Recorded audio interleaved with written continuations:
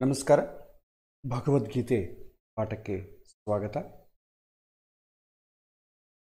ಧ್ಯಾನ ಯೋಗ ಕಳೆದ ಬಾರಿ ಮುಖ್ಯವಾದಂಥ ಶ್ಲೋಕಗಳನ್ನೆಲ್ಲ ನೋಡಿದ್ದೇವೆ. ಉದ್ಧರೇತ್ ಆತ್ಮನಾತ್ಮಾನ, ನಮ್ಮನ್ನು ನಾವೇ ಉದ್ಧಾರ ಮಾಡಿಕೊಳ್ಳಬೇಕು ಅಂತ ಭಗವಂತ ಕೊಟ್ಟಂಥ ಉತ್ತಮ ಸಂದೇಶ. ನಮ್ಮ ಶರೀರದಿಂದಲೇ ನಮ್ಮ ಉದ್ಧಾರ, ಆರೋಗ್ಯವಂತವಾದಂಥ ನಮ್ಮ ಸಾಧನೆಗೆ ಅನುಕೂಲವಾಗುವಂಥ ಶರೀರದಿಂದ ನಮ್ಮ ಉದ್ಧಾರ, ನಮಗೆ ಪ್ರತಿಕೂಲವಾಗಿರುವಂಥ ಶರೀರದಿಂದಲೇ ನಮ್ಮ ಅಧಃಪತಕ್ಕೆ ಹಾದಿಯಾಗುತ್ತೆ. ಅದೇ ರೀತಿ ಆತ್ಮ ಅಂತಂಬೋದು ಮತ್ತೊಂದು ಆಯಾಮದಲ್ಲಿ ಮನಸ್ಸು ಅಂತ ನೋಡ್ತೇವೆ. ಮನಸ್ಸಿನಿಂದಲೇ ನಮ್ಮ ಉದ್ಧಾರ. ಇನ್ನೊಂದು ಆಯಾಮದಲ್ಲಿ ಜೀವ, ಈ ಜೀವ ಶರೀರದಾಗೆ ನಮ್ಮ ಉದ್ಧಾರ. ಕೊನೆಯದಾಗಿ ಭಗವಂತ ಪರಮಾತ್ಮ, ಭಗವಂತನಿಂದಲೇ ನಮ್ಮ ಉದ್ಧಾರ ಅಂತ ಅನೇಕ ಆಯಾಮಗಳಲ್ಲಿ ಈ ಶ್ಲೋಕ ತೆರೆದುಕೊಳ್ಳುವುದನ್ನು ನಾವು ನೋಡಿದ್ದೇವೆ. ಮತ್ತು ಯಾವ ಜೀವ ವಿವೇಕದಿಂದ ಮನಸ್ಸನ್ನು ಭಗವಂತನ ಕಡೆ ಇಡುತ್ತೋ ಅವನ ಸಾಧನೆ ತುಂಬ ಅನುಕೂಲವಾಗ್ತದೆ, ಅದೇ ಬಿಡುಗಡೆ ಹಾದಿಯಾಗ್ತದೆ ಅಂತಂಬುದು ಕೂಡ ನೋಡಿದ್ದೇವೆ. ಇವತ್ತು ಕೆಲವಿನ ಶ್ಲೋಕಗಳನ್ನು ನಾವು ಸ್ಪರ್ಶ ಮಾಡೋಣ.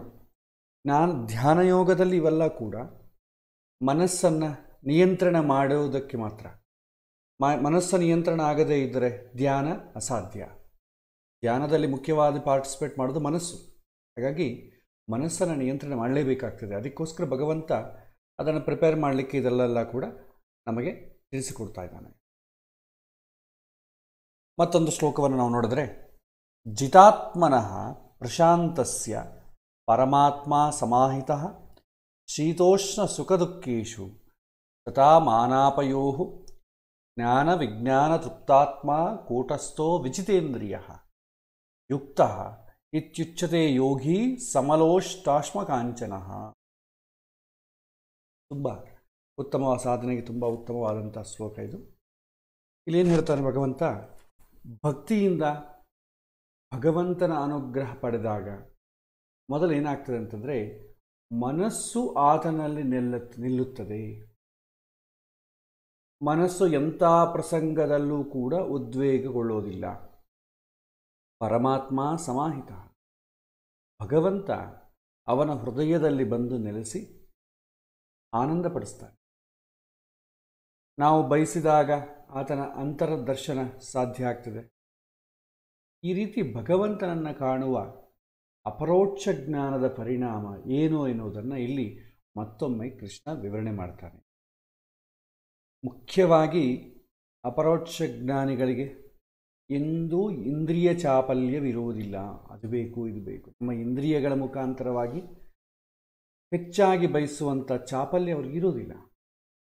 ಅವಮಾನಕ್ಕೆ ಎಂದೂ ಅವರು ಕುಸಿಯೋದಿಲ್ಲ. ಮಾನ ಅವಮಾನಯೋ ಹೇಗಿರುತ್ತೆ ಅಂತಂದರೆ, ಒಬ್ಬ ಮನುಷ್ಯನಿಗೆ ಸತ್ಕಾರ ಮಾಡಿದರೆ ಯಾವ ರೀತಿ ಆನಂದ ಆಗುತ್ತೋ, ಅವನನ್ನು ಅವಮಾನ ಮಾಡಿ ಬೈದರೂ ಕೂಡ ಅದೇ ರೀತಿ ಆನಂದ ಆಗುತ್ತೆ. ತಟಸ್ಥವಾಗಿರಬೇಕು. ಅಪರೋಕ್ಷ ಜ್ಞಾನಿಗಳು ಹಾಗಿರ್ತಾರೆ. ಬೈದ ತಕ್ಷಣ ಅವರಿಗೆ ಕೋಪ ಬರುವುದಿಲ್ಲ, ಹೊಗಳಿದರೆ ಆನಂದ ಆಗುವುದಿಲ್ಲ. ಆ ಸ್ಥಿತಿಯಲ್ಲಿರ್ತಾರೆ. ಇಂದ್ರಿಯಗಳ ನಿಗ್ರಹ ಮಾಡಿ ಮನಸ್ಸನ್ನು ಭಗವಂತನ ಕಡೆ ಇಟ್ಟವನ ಸ್ಥಿತಿ ಕೂಡ ಹಾಗೇ ಇರುತ್ತೆ. ಅವಮಾನಕ್ಕೆ ಆತ ಎಂದೂ ಕೂಡ ಕುಸಿಯೋದಿಲ್ಲ. ಮಾನಾಪಮಾನ ಆತನಿಗೆ ದೊಡ್ಡ ಸಂಗತಿಯೇ ಆಗುವುದಿಲ್ಲ. ಈ ಸ್ಥಿತಿಗೆ ತಲುಪಿದಂಥವನು ಸಿದ್ಧಪುರುಷ ಅಂತಂತಾರೆ. ಆತ ಎಷ್ಟು ನಿರ್ವಿಕಾರ ಅಂತಂದರೆ, ಆತ ಎಲ್ಲವನ್ನೂ ಸಮಾನವಾಗಿ ಕಾಣಲಾರಂಭಿಸ್ತಾನೆ. ಧನ ಕನಕ ಎಲ್ಲವೂ ಕೂಡ ಬೇಡವೆನಿಸಿ ಅದರಿಂದ ದೂರ ಇರ್ತಾನೆ. ಸೊ ಚಿನ್ನದ ಒಂದು ಯಾವುದಾದ್ರೂ ಸಿಕ್ಕಿದ್ರೂ ಕೂಡ ಅವನಿಗೆ ಅದಕ್ಕೂ ಕಲ್ಲಿಗೂ ಏನೂ ಡಿಫ್ರೆನ್ಸ್ ಗೊತ್ತಾಗ ಆ ರೀತಿ ಇರ್ತಾರೆ. ಕಲ್ಲು ಒಂದೇ, ಅದು ಒಂದೇ. ಒಂದು ಚಿನ್ನದ ನಾಣ್ಯ ತೊಗೊಂಡ್ರೂ ಕೂಡ ಕಲ್ಲಿದ್ದಂಗೆ ಟ್ರೀಟ್ ಮಾಡ್ತಾನೆ. ಎಲ್ಲವೂ ಸಮಾನವಾಗಿ ನೋಡ್ತಾನೆ. ಇಲ್ಲಿ ಇನ್ನು ಹೇಳ್ತಾರೆ, ಜ್ಞಾನ ವಿಜ್ಞಾನ ತೃಪ್ತಾತ್ಮ. ಇದು ನಮಗೆ ತುಂಬ ಮುಖ್ಯವಾದಂಥದ್ದು. ಜ್ಞಾನ ವಿಜ್ಞಾನ ಅಂತಂಬುದು ಮನುಷ್ಯನಿಗೆ ತೃಪ್ತಿಯನ್ನು ಕೊಡುತ್ತದೆ. ತೃಪ್ತನಾಗಿರ್ತಾನೆ, ನಿತ್ಯ ತೃಪ್ತನಾಗಿರ್ತಾನೆ. ತೃಪ್ತನಾಗಿರಬೇಕಾದ್ರೆ ಏನು ಮಾಡಬೇಕು ಅಂದರೆ, ಜ್ಞಾನ ವಿಜ್ಞಾನ ಎರಡೂ ಇರಬೇಕು. ಈಗ ಜ್ಞಾನ ಅಂತಂದರೆ ಏನು ಹೇಳಿ? ಜ್ಞಾನ ಅಂತಂದರೆ ಯಾವುದೋ ಒಂದು ಪುಸ್ತಕದಲ್ಲಿ ಓದಿ ತಿಳ್ಕೊಳ್ಳೋ ವಿಚಾರ, ಅಥವಾ ಯಾರ ಬಾಯಿಲಾದರೂ ಕೇಳಿ ಯಾರಾದರೂ ಹೇಳುವುದನ್ನು ಕೇಳಿ ತಿಳ್ಕೊಳ್ಳೋ ವಿಚಾರವನ್ನು ನಾವು ಜ್ಞಾನ ಅಂತೇವೆ. ಮಹಾಭಾರತ ಜ್ಞಾನ, ಶಾಸ್ತ್ರ ಇದೆಲ್ಲ ಕೂಡ ಜ್ಞಾನ ಅಂತೇವೆ. ವಿಜ್ಞಾನ ಅಂತಂದರೆ ಏನು? ವಿಶೇಷವಾದ ಜ್ಞಾನ, ವಿಲಕ್ಷಣವಾದ ಜ್ಞಾನ, ತಳಸ್ಪರ್ಶವಾದ ಜ್ಞಾನ, ಎಕ್ಸ್ಕ್ಲೂಸಿವ್ ನಾಲೆಡ್ಜ್ ಅಂತ. ಅನುಭವಪೂರ್ವಕವಾದ ಜ್ಞಾನ, ಬರೀ ಜ್ಞಾನ ಅಲ್ಲ, ಅನುಭವ. ಈಗ ಉದಾಹರಣೆಗೆ ತಿರುಮಲ ಕ್ಷೇತ್ರ ಅಥವಾ ಬದ್ರಿ ಕ್ಷೇತ್ರ ಇದೆ. ಯಾರೋ ಪ್ರವಚನದಲ್ಲೋ ಯಾರೋ ಹೇಳ್ತಾರೆ, ಅಲ್ಲಿ ತುಂಬ ಚೆನ್ನಾಗಿರುತ್ತೆ, ಆ ವಾತಾವರಣದಲ್ಲಿ ಇದ್ದುಬಿಡ್ಬೇಕನ್ಸುತ್ತೆ, ಇಲ್ಲಿ ಬರಬೇಕು ಅಂತಲೇ ಅನಿಸಲ್ಲ, ಅಷ್ಟು ಸುಂದರವಾದ ವಾತಾವರಣ ಬೇರೆ ಎಲ್ಲಿ ಸಿಗಲ್ಲ ಅಂತ ಈ ಥರ ವರ್ಣನೆ ಮಾಡ್ತಾ ಇದ್ರೆ ಅಂದ್ಕೊಳ್ಳಿ. ಹೇಳಿದಾಗ ನಮಗೇನು ಅನಿಸುತ್ತೆ? ಖುಷಿ ಆಗುತ್ತೆ, ಪ್ಲಸ್ ನಾವು ಮನಸ್ಸಿನಲ್ಲಿ ಹೇಗಿರುತ್ತೆ ಅಂತ ರೂಪಿಸಿಕೊಳ್ತಾ ಇರುತ್ತೆ. ಇದನ್ನು ಜ್ಞಾನ ಅಂತೀವಿ. ನಾವೇ ಆ ಕ್ಷೇತ್ರಕ್ಕೆ ಹೋಗಿ ಅವರು ಹೇಳಿದ್ದನ್ನೆಲ್ಲ ಅಲ್ಲಿ ಅನುಭವಿಸಿ ಬಂದಾಗ, ಹೌದು ಅವ್ರು ಹೇಳಿದ ನಿಜವೇ, ಇಲ್ಲಿ ಇದೇ ರೀತಿ ಇದೆ, ಇಲ್ಲಿ ಕೂತ್ರೆ ಇನ್ನು ಇಲ್ಲಿ ಬೇರೆ ಪ್ರಪಂಚ ಬೇಡ ಅನ್ನಿಸ್ತಾ ಇದೆ ಅಂತ ಅವರಿಗೆ ಅಲ್ಲಿ ಕೂತು ಅನುಭವದಿಂದ ಆ ಜ್ಞಾನವು ಬಂದಂದ್ಕೊಳ್ಳಿ, ಅದನ್ನು ವಿಜ್ಞಾನ ಅಂತೀವಿ. ಟಿ ವಿ ನೋಡೋದು ಜ್ಞಾನ, ಟಿ ವಿಯನ್ನು ತಯಾರು ಮಾಡೋದು ವಿಜ್ಞಾನ. ಇವತ್ತು ನಾವು ಟೆಕ್ನಾಲಜಿ ಅಂತ ಹೇಳ್ತೇವೆ, ಅದನ್ನು ವಿಜ್ಞಾನ ಅಂತ ಕರಿತೀವಿ. ಸೊ ವಿಜ್ಞಾನದಲ್ಲಿ ವಿ ಅಂತ ಎಂಬ ಅಕ್ಷರಕ್ಕೆ ಬಹಳ ಮುಖ್ಯವಾದ ಒತ್ತಿದೆ. ವಿ ಅಂತಂದರೆ ವಿಶೇಷ, ಅಥವಾ ಆ ವಿಶೇಷ ಪ್ಲೇಸಲ್ಲಿ ವಿಪರೀತ ಅಂತ ಕೂಡ ಹಾಕ್ಕೊಳ್ಬೋದು. ಎರಡಕ್ಕೂ ಕೂಡ ವಿ ಅಂತಂಬೋದೇ ಹೇಳುತ್ತೆ. ವಿಜ್ಞಾನ ಅಂತಂದರೆ ಯಾವುದು ತಿಳ್ಕೊಳ್ಳೋದ್ರಿಂದ, ಅನುಭವಿಸೋದ್ರಿಂದ ನಮಗೆ ಸಂತೃಪ್ತಿ ಆಗ್ತದೋ ಅದನ್ನು ವಿಜ್ಞಾನ ಅಂತ ಕರಿತೀವಿ.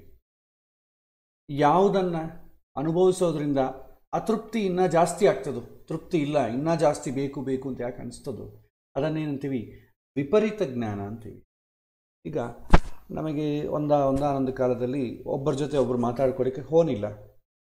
ಅವಾಗೇನೋ ಒಂದು ಲ್ಯಾಂಡ್ಲೈನ್ ಇತ್ತು, ಯಾರೋ ಒಬ್ಬರು ಮನೆಗಿತ್ತು. ನಮ್ಮ ಬಂಧು ಬಳಗಗೆಲ್ಲ ಕೂಡ ಅವ್ರ ನಂಬರ್ ಕೊಟ್ಬಿಡ್ತಿದ್ವಿ, ನೀವು ಆ ನಂಬರಿಗೆ ಮಾಡಿ, ಅವ್ರಿಗೆ ಮಾಡಿದ ನಮ್ಮ ಕರೆ ಅಂತಂದರೆ ನಮ್ಮನ್ನು ಕರೀತಾರೆ, ನಾವು ಬರ್ತೀವಿ ಮಾತಾಡ್ತೇವೆ. ತುಂಬ ಖುಷಿಯಿಂದ ಮಾತಾಡ್ತಿದ್ವಿ. ಅವ್ರು ಕರಿತಿದ್ರು, ನಿಮಗೆ ಫೋನ್ ಬಂದಿದೆ ನೋಡಿ, ನಾವು ಹೋಗ್ತಿದ್ವಿ. ಒಂದು 5 ನಿಮಿಷ ಮಾತಾಡಿದ್ರು ಕೂಡ ತುಂಬ ಆನಂದವಾಗಿ ಮಾತಾಡ್ತಿದ್ವಿ. ಸೊ ಈಗ ಏನಾಯಿತು, ಲ್ಯಾಂಡ್ಲೈನ್ ಹೋಯಿತು, ಆಮೇಲೆ ಹ್ಯಾಂಡ್ ಫೋನ್ ಬಂತು, ಅದು ಹೋಯಿತು. ಈಗ ಫೀಚರ್ ಫೋನ್ ಬಂತು, ಅದು ಹೋಯಿತು, ಸ್ಮಾರ್ಟ್ ಫೋನ್ ಬಂತು. ಅಂದರೆ ಯಾವುದಾದ್ರೂ ಒಂದು ಬಂದಾಗ ತುಂಬ ತೃಪ್ತಿ ಆಗ್ತದೆ. ಎಷ್ಟು ದಿನ ತೃಪ್ತಿ ಇರುತ್ತೆ? ಅಂಥದ್ದೇ ಇನ್ನು ಹೊಸ ಫೀಚರ್ ಇರುವಂಥ ಇನ್ನೊಂದು ಫೋನ್ ಬರೋವಷ್ಟು ತನಕ ತೃಪ್ತಿ ಇರ್ತದೆ. 3G ಫೋನ್ ಇತ್ತು, ತುಂಬ ಚೆನ್ನಾಗಿತ್ತು, ಆಟ ಆಡ್ಕೊತಾ ಇದ್ವಿ. 4G ಬಂತು, ಆಮೇಲೆ ಏನಾಯಿತು, ಈ ಫೋನ್ ಬೇಡ ಆಗ್ತದೆ. ಆ ಫೋನ್ ಹೊಸ ಮಾರ್ಕೆಟಲ್ಲಿ ಬಂದಿದೆಯಲ್ಲ, ಆ ಫೋನ್ ತೊಗೊಳ್ಬೇಕು ಅನಿಸುತ್ತೆ. ಸೊ ಆ ಫೋನ್ ತೊಗೊಳ್ತೇವೆ. ಆ ಫೋನ್ ತೊಗೊಂಡು ಅದರಲ್ಲಿ ತುಂಬ ಖುಷಿಯಿಂದ ತೃಪ್ತಿಯಿಂದ ಇರ್ತೇವೆ. ಎಷ್ಟು ದಿನ ಇರ್ತದೆ? ಮಾರ್ಕೆಟಲ್ಲಿ ಅಂಥದ್ದೇ ಇನ್ನೊಂದು ಫೋನು, ಇನ್ನೂ ಹೆಚ್ಚು ಫೀಚರ್ಸ್ ಇರುವಂಥ ಫೋನು ಬರೋಷ್ಟವರೆಗೂ 5G 10G 20G ಇನ್ನು ಫ್ಯೂಚರ್ಲಿ ಎಷ್ಟೆಷ್ಟು ಜಿಗಳು ಬರ್ತೋ ಗೊತ್ತಿಲ್ಲ. ಅದು ಬರೋವರೆಗೂ ನಮಗೆ ಕ್ಷಣಕಾಲದಲ್ಲಿ ಸಂತೋಷ ಕೊಡ್ತೀವಿ, ಪೂರ್ತಿಯಾಗಿ ತೃಪ್ತಿಯನ್ನು ಕೊಡೋದಿಲ್ಲ. ಇದನ್ನೇ ಅಂತೀವಿ ವಿಪರೀತ ಜ್ಞಾನ ಅಂತೀವಿ. ಇವತ್ತಿನ ವಿಜ್ಞಾನ ವಿಪರೀತಕ್ಕೆ ಹಾದಿ ಆಗ್ತದೆ. ಯಾಕಂದರೆ ಅಲ್ಟಿಮೇಟ್ಲಿ ನಮಗೆ ತೃಪ್ತಿ ಕೊಡುತ್ತಾ? ತೃಪ್ತಿ ಕೊಟ್ಟಾಗ ಎಲ್ಲಿ ನಿಂತು ಬಿಡ್ತೀವೋ ಅದು ವಿಜ್ಞಾನ. ಆದರೆ ಅದು ಅತೃಪ್ತಿಯನ್ನು ಯಾವುದು ಬೆಳೆಸ್ತಾ ಹೋಗ್ತದೆ ಅದು ವಿಪರೀತ ಜ್ಞಾನ. ಇಲ್ಲಿ ಯಾವುದೋ ಒಂದು ಬದ್ರಿ ಕ್ಷೇತ್ರಕ್ಕೆ ಹೋಗಿದ್ರಿ, ತಿರುಮಲ ಕ್ಷೇತ್ರಕ್ಕೆ ಹೋಗಿದ್ರಿ, ಅಲ್ಲಿ ಹೋಗಿ ಬಂದರೆ ಅತೃಪ್ತಿ ಏನು ಕಾಡಲ್ಲ, ಇನ್ನೂ ಆನಂದ ಆಗ್ತದೆ. ಅದಕ್ಕಿಂತಲೂ ಸುಂದರವಾದದ್ದು ಕಾಣುವವರೆಗೂ ಅದು ಆನಂದವಾಗೇ ಇರ್ತದೆ. ಇಲ್ಲಿ ಎಲ್ಲದಕ್ಕಿಂತಲೂ ಸುಂದರವಾಗಿ ಸಂತೋಷವನ್ನು ಕೊಡುವನು ಯಾರು? ಭಗವಂತ. ಅವನನ್ನು ಇನ್ನೇನು ಬೇರೆ ವಸ್ತುವಿಲ್ಲ. ಸೊ ತೃಪ್ತಿ ಅಲ್ಲೇ ಸಿಗ. ಅದಕ್ಕೆ ಜ್ಞಾನ ವಿಜ್ಞಾನ ಎರಡೂ ಕೂಡ ತೃಪ್ತಿ ಕೊಡುತ್ತೆ. ಕೂಟಸ್ಥೋ ವಿಚಿ ಕೂಟಸ್ಥಃ ಅಂತಂದರೆ ಆಕಾಶ. ಆಕಾಶ ನೋಡಿ, ಏನು ಮಾಡಿದ್ರೂ ನಿರ್ಮಲವಾಗಿ ತಟಸ್ಥವಾಗಿರುತ್ತೆ. ನಮಗೆ ಪಂಚಭೂತಗಳಿದೆ, ಅಗ್ನಿ, ಭೂಮಿ, ವಾಯು, ಜಲ, ಆಕಾಶ.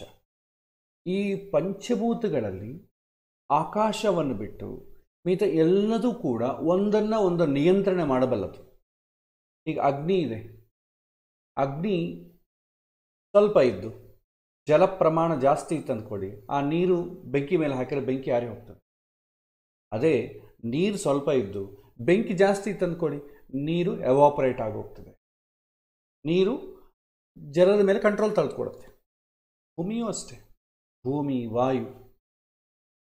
ಸೊ ಹೀಗೆ ಭೂಮಿ ತುಂಬ ಗಟ್ಟಿ ತಂದ್ಕೊಳ್ಳಿ, ವಾಯುವನ್ನು ತಡೆಯುತ್ತೆ, ವಾಯು ಗಟ್ಟಿ ಇದ್ದರೆ ಭೂಮಿಯನ್ನು ಕಂಟ್ರೋಲ್ ಮಾಡಿಬಿಡ್ತದೆ. ಸೊ ಹೀಗೆ ಒಂದನ್ನು ಒಂದು ಕಂಟ್ರೋಲ್ ಮಾಡಬಲ್ಲದು. ಆದರೆ ಆಕಾಶವನ್ನು ಈ ನಾಲ್ಕು ಯಾವುದೂ ಕಂಟ್ರೋಲ್ ಮಾಡಲಿಕ್ಕೆ ಆಗೋದಿಲ್ಲ. ಯಾಕೆ? ಅದು ತಟಸ್ಥವಾಗಿರ್ತದೆ. ಸೊ ಯೋಗಿ ಅಂತವನು ಅಥವಾ ಇಂದ್ರಿಯ ಸಿದ್ಧಿಯನ್ನು ಪಡೆದಂಥವನು ಹೇಗಿರ್ತಾನೆ ಅಂತ, ಅವನು ಯಾವತ್ತಕ್ಕೂ ತಲೆ ಕೆಡಿಸ್ಕೊಳ್ಳೋದಿಲ್ಲ, ಆಕಾಶದಂತೆ ಇರ್ತಾನೆ. ಒಳ್ಳೇದಾಯ್ತಾ ತಲೆ ಕೆಡಿಸ್ಕೊಳ್ಳೋದಿಲ್ಲ, ಅವನಿಗೆ ದೊಡ್ಡ ವಿಷಯವೇ ಆಗೋದಿಲ್ಲ. ನಮಗೆ ತುಂಬ ದೊಡ್ಡ ವಿಷಯ ಅನಿಸುತ್ತೆ, ಒಬ್ಬ ಸಮಾಜದಲ್ಲಿ ಒಬ್ಬ ಮುಖ್ಯಸ್ಥ ಯಾವನಾದರೂ ಒಬ್ಬ ಸತ್ತರೆ, ಹೌದಾ ಅಂತೇಳಿ ತುಂಬ ತಲೆ ಕೆಡಿಸ್ಕೊಳ್ತಾರೆ. ಹೌದಾ, ಅವನಿಗೆ ಯಾಕೆ ಹಿಂಗಾಯಿತು, ಚೆನ್ನಾಗಿದ್ನಲ್ಲ. ಅದೇ ಒಬ್ಬ ತುಂಬ ಕೆಟ್ಟವನು ಈ ಪ್ರಪಂಚವನ್ನು ಬಿಟ್ಟು ಹೋದ ಅಂದ್ಕೊಳ್ಳಿ, ಒಳ್ಳೆದಾಯಿತು, ಭಗವಂತ ನಮಗೆಲ್ಲ ಒಳ್ಳೇದು ಮಾಡ್ತಾ ಇದ್ದಾನೆ ಅಂತ ಅನಿಸುತ್ತೆ. ಸೊ ಇವರು ಎರಡಕ್ಕೂ ತಲೆ ಕೆಳೋದಿಲ್ಲ, ಪ್ರಶಾಂತವಾಗಿರ್ತಾರೆ. ಯಾಕೆಂದರೆ ನಿಜವಾದ ತೃಪ್ತಿ ಎಲ್ಲಿದೆ ಅಂತ ಅವ್ರಿಗೆ ಗೊತ್ತಿರುತ್ತೆ. ಹಾಗಾಗಿ ಅವರು ಯಾವುದನ್ನು ತಲೆ ಕೆಡಿಸ್ಕೊಳ್ಳೋದಿಲ್ಲ. ಇಲ್ಲಿ ಸಿದ್ಧಿಯನ್ನು ಪಡೆದವರು ಅಂತಂದರೆ ಸಿದ್ಧಿಯನ್ನು ಹುಟ್ಟುವಾಗಲೇ ಸಿದ್ಧಿಯನ್ನು ಪಡೆದು ಬಂದವರು ಅಂತಲ್ಲ, ಸಾಧನೆ ಮಾಡಿ ಸಿದ್ಧಿಯನ್ನು ಪಡೆದವರು. ಯಾರು ಹುಟ್ಟಿದ ತಕ್ಷಣವೇ ಇವನು ಸಿದ್ಧಿ ಪುರುಷ, ಇವನ್ನೆಲ್ಲವನ್ನು ಸಾಧಿಸ್ತಾನೆ ಬ್ರ್ಯಾಂಡ್ ಹಾಕ್ಕೊಂಡು ಬರೋದಿಲ್ಲ.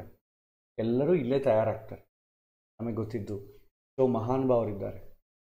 ಸೊ ಮಧ್ವಾಚಾರ್ಯರಾಗಲಿ, ಶಂಕರಾಚಾರ್ಯರಾಗಲಿ, ರಾಮಾನುಜಾಚಾರ್ಯರಾಗಲಿ, ಬಟ್ ಎಷ್ಟೋ ಗುರುಗಳಿದ್ದಾರೆ. ಅವರೆಲ್ಲ ಕೂಡ ಬಂದು ಸಾಧನೆ ಮಾಡಿದವರೇ. ಸಾಕ್ಷಾತ್ ಭಗವಂತ ರಾಮ ಕೂಡ ಬರ್ತೆ ಎಲ್ಲ ಗುಣಗಳಿಂದ ವ್ಯಕ್ತಪಡಿದವಲ್ಲ, ಆದರೆ ನಿಗ್ರಹ ಮಾಡಿದವ, ಮನುಷ್ಯನಂತಲೇ ವರ್ತನೆ ಮಾಡಿದವನು. ಹಾಗಾಗಿ ಇದು ಎಲ್ಲರೂ ಮಾಡಲಿಕ್ಕೂ ಸಾಧ್ಯ. ನಮ್ಮ ವಾಂಗ್ಮಯದಲ್ಲಿ ಏನಾಗುತ್ತೆ, ಯಾರಾದರೂ ಒಬ್ಬರು ಸಾಧನೆ ಮಾಡಿದ್ದಾನೆ, ಸಿದ್ಧಿಯನ್ನು ಪಡೆದಿದ್ದಾನೆ ಅಂದರೆ ಅವನಿಗೆ ಭಗವಂತನ ಅನುಗ್ರಹ ಇದೆ, ಅವನು ಪಡೆದ. ನಮಗೆಲ್ಲ ಇಲ್ಲ ಆಗ್ತದೆ. ಅವನು ಅದರಲ್ಲಿ ಎಷ್ಟು ಪರಿಶ್ರಮ ಮಾಡಿದ್ದಾನೆ ಅದನ್ನು ನಾವು ಆಲೋಚನೆ ಮಾಡೋದಿಲ್ಲ. ತುಂಬ ಪರಿಶ್ರಮದಿಂದ ಮಾಡಿರ್ತಾರೆ. ಸೊ ಅದೇ ಪರಿಶ್ರಮ ನಾವು ಮಾಡಿದರೆ ಖಂಡಿತ ಆಗ್ತದೆ. ಈ ಜನ್ಮದಲ್ಲಾದರೂ ಮುಂದಿನ ಜನ್ಮದಲ್ಲಾದರೂ ಆಗ್ತದೆ. ಹಾಗಾಗಿ ಎಳ್ಳಷ್ಟು ಸಾಧನೆಯು ವ್ಯರ್ಥವಾಗುವುದಿಲ್ಲ ಅಂತ ಕೃಷ್ಣನ ಸಂದೇಶ. ಮತ್ತೊಂದು ಶ್ಲೋಕವನ್ನು ನಾವು ನೋಡೋಣ. ಸುಹೃನ್ ಮಿತ್ರಾರ್ ಯುಧಾಸೀನ ಮಧ್ಯಸ್ಥ ದ್ವೇಷ್ಯಬಂಧುಷು ಸಾಧುಷ್ವಪಿ ಚ ಪಾಪೇಶು ಸಮಬುದ್ಧಿರ್ ವಿಶಿಷ್ಯತೆ ಅಂತ ಹೇಳಿ. ಈಗ ಮನಸ್ಸು ತಟಸ್ಥವಾಗಿರಬೇಕಾದ್ರೆ, ಈ ತಟಸ್ಥವಾಗದಿಲ್ಲದೇ ಇದ್ದರೆ ಧ್ಯಾನ ಮಾಡಲಿಕ್ಕೆ ಆಗೋದೇ ಇಲ್ಲ. ಮನಸ್ಸು ಈಕ್ವಲ್ ಪೊಸಿಷನಾಗಿರಬೇಕು. ಅಂದರೆ ಸುಖಕ್ಕೂ ದುಃಖಕ್ಕೂ ತಲೆ ಕೆಡಿಸಿಕೊಳ್ಳಾರ್ದಂಥ ಸ್ಥಿತಿಯಲ್ಲಿದ್ದರೇ ಧ್ಯಾನ ಮಾಡಲಿಕ್ಕೆ ಸಾಧ್ಯವಾಗ್ತದೆ. ಇಲ್ಲದ್ರೆ ಮನಸ್ಸು ಕಂಟ್ರೋಲಲ್ಲಿ ಇಲ್ಲ ಅಂತಂದರೆ ಧ್ಯಾನ ಸಾಧ್ಯ ಆಗೋದಿಲ್ಲ. ನಾವು ಮನಸ್ಸನ್ನು ಕಂಟ್ರೋಲ್ ಇಡ್ಬೋದು.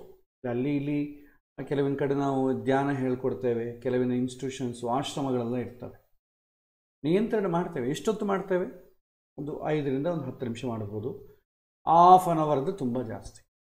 ಅದೇ ನಾವು ಸಿನಿಮಾ ಥಿಯೇಟ್ರಲ್ಲಿ 3 ಅವರ್ಸ್ ಕಂಟ್ರೋಲ್ ಮಾಡ್ತೀವಲ್ವ, ಅದೇನು ದೊಡ್ಡ ಸಂಗತಿ ಅಲ್ಲ. ಸೊ ಇಲ್ಲಿ ಮನಸ್ಸು ಕೇವಲ ಕೆಲವಿನ ಗಂಟೆಗಳ ಮಾತ್ರ ನಿಯಂತ್ರಣ ಮಾಡೋದೊಂದೇ ಅಲ್ಲ, ಮಾಮೂಲಿ ಎಚ್ಚರದಲ್ಲಿ ಕೂಡ ನಿಯಂತ್ರಣ ಮಾಡುವಂಥ ಸ್ಥಿತಿ ಇರಬೇಕು.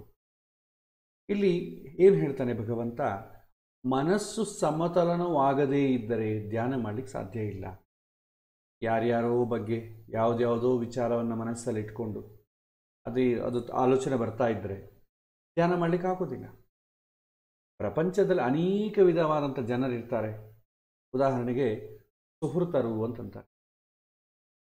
ಸುಹೃತರು ಅಂತಂದರೆ ಮಿತ್ರರು, ಒಳ್ಳೆಯ ಹೃದಯವುಳ್ಳವರನ್ನು ಸುಹೃತರು ಅಂತಾರೆ. ಯಾವ ಪ್ರತ್ಯುಪಕಾರವನ್ನು ಬಯಸದೆ ಎಲ್ಲರಿಗೂ ಸಹಾಯ ಮಾಡುವಂಥ ಜನರು ಇವರು, ಯಾರು ಸುಹೃತ್ ಅಂತೀವಿ. ಅವರು ಮಿತ್ರರಿಗಿಂತಲೂ ಸ್ವಲ್ಪ ಜಾಸ್ತಿ. ಅವರು ಕೇವಲ ಮಿತ್ರರಿಗೆ ಮಾತ್ರ ಫ್ರೆಂಡ್ ಮಾಡಿಕೊಡೋದು, ಸಹಾಯ ಮಾಡೋದಲ್ಲ, ಒಳ್ಳೆಯ ಹೃದಯದಿಂದ ಎಲ್ಲರಿಗೂ ಸಹಾಯ ಮಾಡ್ತಾರೆ. ಇವರ ನಂತರ ನೆಕ್ಸ್ಟ್ ಕ್ಯಾಟಗರಿ ಮಿತ್ರ ಅಂತ ಹೇಳ್ತಾರೆ. ತನ್ನ ಆತ್ಮೀಯನಿಗೆ ಸದಾ ಸಹಾಯ ಮಾಡುವವನು, ನಾವೇನಾದರೂ ತಪ್ಪು ಹಾದಿ ಹಿಡಿದಾಗ ನಮ್ಮನ್ನು ತಿದ್ದುವವನು. ಸೊ ಅವನು ಬರೀ ಆತ್ಮೀಯನಿಗೆ ಮಾತ್ರ ಸಹಾಯ ಮಾಡ್ತಾನೆ, ಎಲ್ಲರಿಗೂ ಮಾಡೋದಿಲ್ಲ. ನಮಗೆ ಗೆಳೆಯರು ಯಾರ್ಯಾರು ಇರ್ತಾರೆ ಅವ್ರೇನು ಮಾಡ್ತಾರೆ, ನಮ್ಮ ಹಿತವನ್ನು ಬಯಸ್ತಾರೆ. ಹೀಗೆ ಮಾಡಬೇಡ, ಹಾಗೆ ಮಾಡಬೇಡ, ಈ ಥರ ಡೆಸಿಷನ್ ತೊಗೊಳ್ಬೇಡ, ಸ್ವಲ್ಪ ಆಲೋಚನೆ ಮಾಡು, ಹೀಗೆ ಮಾಡಿದ್ರೆ ಚೆನ್ನಾಗಿರುತ್ತೆ ಅಂತ ನಮಗೆ ಹೇಳ್ತಾ ಇರ್ತಾರೆ, ಒಳ್ಳೆಯ ವಿಚಾರ ಹೇಳ್ತಾರೆ. ಇವರನ್ನು ಮಿತ್ರರು ಅಂತ ಹೇಳ್ತಾರೆ. ಮೂರನೇದನ್ನು ಅರಿಗಳು ಅಂತೇಳಿ, ಅಂದರೆ ಕೊಲ್ಲುವಂಥ ಕೆಟ್ಟ ಶತ್ರುತ್ವ ಸಾಧಿಸುವ ಇವರಿಗೆ ದ್ವೇಷಿಸಲು ಕಾರಣವೇ ಬೇಡ. ದ್ವೇಷ ಮಾಡೋದು ಎಲ್ಲದಕ್ಕೂ ನಮ್ಮನ್ನು ಎದುರಾಕೊಂಡು ಹೋಗ್ತಿರ್ತಾರೆ. ನಮಗೆ ಆಫೀಸುಗಳಲ್ಲೂ ಕಾಣ್ತಾರೆ, ಕಾಲೇಜುಗಳಲ್ಲಿ, ಸ್ಕೂಲಲ್ಲಿ ಕಾಣ್ತಾರೆ. ನಮಗೆ ಸ್ವಲ್ಪ ಅಗೇನೆಸ್ಟ್ ಆಗ್ತದೆ, ನಮ್ಮ ಆಲೋಚನೆಗಳಿಗೆ ವಿರುದ್ಧವಾಗಿ ಸಾಧಿಸೋದೇ ಅವ್ರ ಕೆಲಸ. ಇವರನ್ನೇ ಅಂತೀವಿ ಅರಿಗಳು ಅಥವಾ ಶತ್ರುಗಳು ಅಂತ ಕರಿತೀವಿ. ನಾಲ್ಕನೇವರು ಉದಾಸೀನರು, ಅಂದರೆ ತಟಸ್ಥರು. ಇವ್ರು ಯಾವುದು ಹಿಡಿಸ್ಕೊಳ್ಳೋದಿಲ್ಲ, ಇವರು ಒಳ್ಳೆಯದಕ್ಕೂ ಇಲ್ಲ ಕೆಟ್ಟದಕ್ಕೂ ಇಲ್ಲ. ಸೊ ಯಾರೇನು ಅಂದ್ರೂ ತಟಸ್ಥವಾಗಿರ್ತಾರೆ. ಅಕ್ಕಪಕ್ಕದಲ್ಲಿ ಬೆಂಗಳೂರಂಥ ನಗರದಲ್ಲಿ ಏನು ಮಾಡ್ತೀವಿ, ಅಕ್ಕಪಕ್ಕದಲ್ಲಿ ಫ್ಲ್ಯಾಟ್ನಾಗ ತೊಗೊಂಡು ಮನೆ ತೊಗೊಂಡ್ರೆ ಏನಾಗ್ತದೆ, ಪಕ್ಕದಲ್ಲಿ ಯಾರು ಏನು ಮಾಡ್ತಾರೆ, ಏನೂ ಇಲ್ಲ, ಮಾತು ಒಳ್ಳೆಯದೂ ಇಲ್ಲ ಕೆಟ್ಟದ್ದೂ ಇಲ್ಲ, ಸೈಲೆಂಟಾಗಿ ಅವ್ರ ಮನೆಗೆ ಅವ್ರು ಬಾಲ್ ಹಾಕ್ಕೊಂಡಿರ್ತಾರೆ. ಇವ್ರನ್ನ ಉದಾಸೀನರು, ಯಾವುದು ಹಿಡಿಸಿಕೊಳ್ಳೋದಲ್ಲ. ನೆಕ್ಸ್ಟ್ 5ನೇವರು ಯಾರು, ಮಧ್ಯಸ್ಥರು ಅಂತ. ಸೊ ಒಳ್ಳೆಯದು ಮಾಡಿದಾಗ ಒಳ್ಳೇದು ಮಾಡ್ತಾರೆ, ಕೆಟ್ಟದ್ದು ಮಾಡಿದಾಗ ಕೆಟ್ಟದ್ದು ಮಾಡ್ತಾರೆ. ಸೊ ಇವತ್ತಿನ ನಮಗೆ ಮಿತ್ರರು ಕಾಣುವುದು ಇದು. ಸ್ವಲ್ಪ ದಿನ ನಾವು ಒಳ್ಳೆತನವಾಗಿ ತಂದುಕೊಂಡು ನಮ್ಮ ಜೊತೆ ಮಿತ್ರನಾಗಿರ್ತಾರೆ. ಯಾವುದೋ ಒಂದು ದಿನ ಅವನು ಕೇಳಿದಾಗ ನಾವೇನೋ ಒಂದು ಕೊಟ್ಟಿಲ್ಲ ಅಂದರೆ ಹೌತಿಂದ ಅವನೇ ಶತ್ರು ನಮಗೆ. ಬಿಸ್ನೆಸ್ ಪಾರ್ಟ್ನರ್ಶಿಪ್ ಮಾಡ್ತೇವೆ, ಅನುಕೂಲವಾಯ್ತಾ ಮಿತ್ರರು, ಅನುಕೂಲ ಹೋಯ್ತಾ ಟೈಮ್ ಕೆಟ್ಟು ಅಂದ್ಕೊಳ್ಳಿ, ಅವನೇ ನಮಗೆ ಶತ್ರುವಾಗಿ ಅವನೇ ನಮ್ಮನ್ನು ಮುಗಿಸ್ಲಿಕ್ಕೆ ಪ್ರಯತ್ನ ಮಾಡ್ತಾ ಇರ್ತಾನೆ. ಇವ್ರನ್ನ ಮಧ್ಯಸ್ಥರು ಅಂತ ಕರಿತೇವೆ. ಕೊನೆಯದಾಗಿ ದ್ವೇಷ್ಯರು, ಒಬ್ಬರನ್ನು ಕಂಡು ಸಹಿಸದೆ ಹೇಟ್ರೇಟ್ ಇರೋರನ್ನು ಈ ದ್ವೇಷರು ಅಂತ. ಇದು ಆಚೆಗೆ ಕೂಡ ಕೊನೆಯದಾಗಿ ಏನಂತೀವಿ ಬಂಧುಗಳು ಅಂತ ಕರಿತೇವೆ, ರಿಲೇಟಿವ್ಸ್. ಇದೆಲ್ಲರಿಗೂ ಗೊತ್ತಿದೆ. ರಕ್ತ ಸಂಬಂಧಿಕರು, ಅವರಿಗೆ ಮನಸ್ಸಿನಲ್ಲಿ ಒಳ್ಳೆಯದು ಮಾಡಬೇಕು ಕೆಟ್ಟದ್ದು ಮಾಡಬೇಕು ಅಂತ ಇದ್ದರೂ ಕೂಡ ಮಾಡದೇ ಇರುವಂಥ ಸಂದರ್ಭಗಳೂ ಇರ್ತವೆ. ತುಂಬ ಬಂಧುಗಳಾಗಿರ್ತಾರೆ, ರಕ್ತ ಸಂಬಂಧಿಗಳಾಗಿರ್ತಾರೆ. ಏನೋ ಒತ್ತಾಯಕ್ಕೋಸ್ಕರ ಮಾಡಬೇಕು, ಯಾಕೆ ರಕ್ತ ಸಂಬಂಧಿಕ ಅಂತ ಹೇಳಿ ಮಾಡ್ತಾರೆ. ಅಥವಾ ಕೊನೆಗೆ ಅವನ ಜೊತೆ ನಮ್ಗೆ ಯಾವಾಗಾದ್ರೂ ಕೆಲಸ ಬಂದಿತ್ತು ಮಾಡೋಣ ಅಂತಲೂ ಇರ್ತಾರೆ. ಒಳ್ಳೆತನವೂ ಇದೆ ಕೆಟ್ಟತನವೂ ಇದೆ. ಹೀಗೆ ಮನುಷ್ಯರಲ್ಲಿ ಅನೇಕ ಥರದ ಜನ ಇರ್ತಾರೆ. ಒಳ್ಳೆಯವರು ಇರ್ತಾರೆ ಮತ್ತು ಕೆಟ್ಟವರು ತುಂಬಿರ್ತಾರೆ. ಸೊ ಈಗ ದೇವತೆಗಳಲ್ಲಿ ದಾನವರು, ಈ ರೀತಿಯ ಸಮ್ಮಿಶ್ರ ವರ್ಗಗಳಲ್ಲಿ ಇವರು ರಾಕ್ಷಸರಲ್ಲಿ, ದೇವತೆಗಳಲ್ಲಿ ಈ ಥರ ವರ್ಗಗಳಿಲ್ಲ. ಕೇವಲ ಮನುಷ್ಯರಲ್ಲಿ ಮಾತ್ರ. ದೇವತೆಗಳು ನೋಡಿ ಬರೀ ಸಾಧುಗಳಾಗಿರ್ತಾರೆ, ರಾಕ್ಷಸರು ಯಾವಾಗೂ ಪಾಪಿಗಳಾಗಿರ್ತಾರೆ.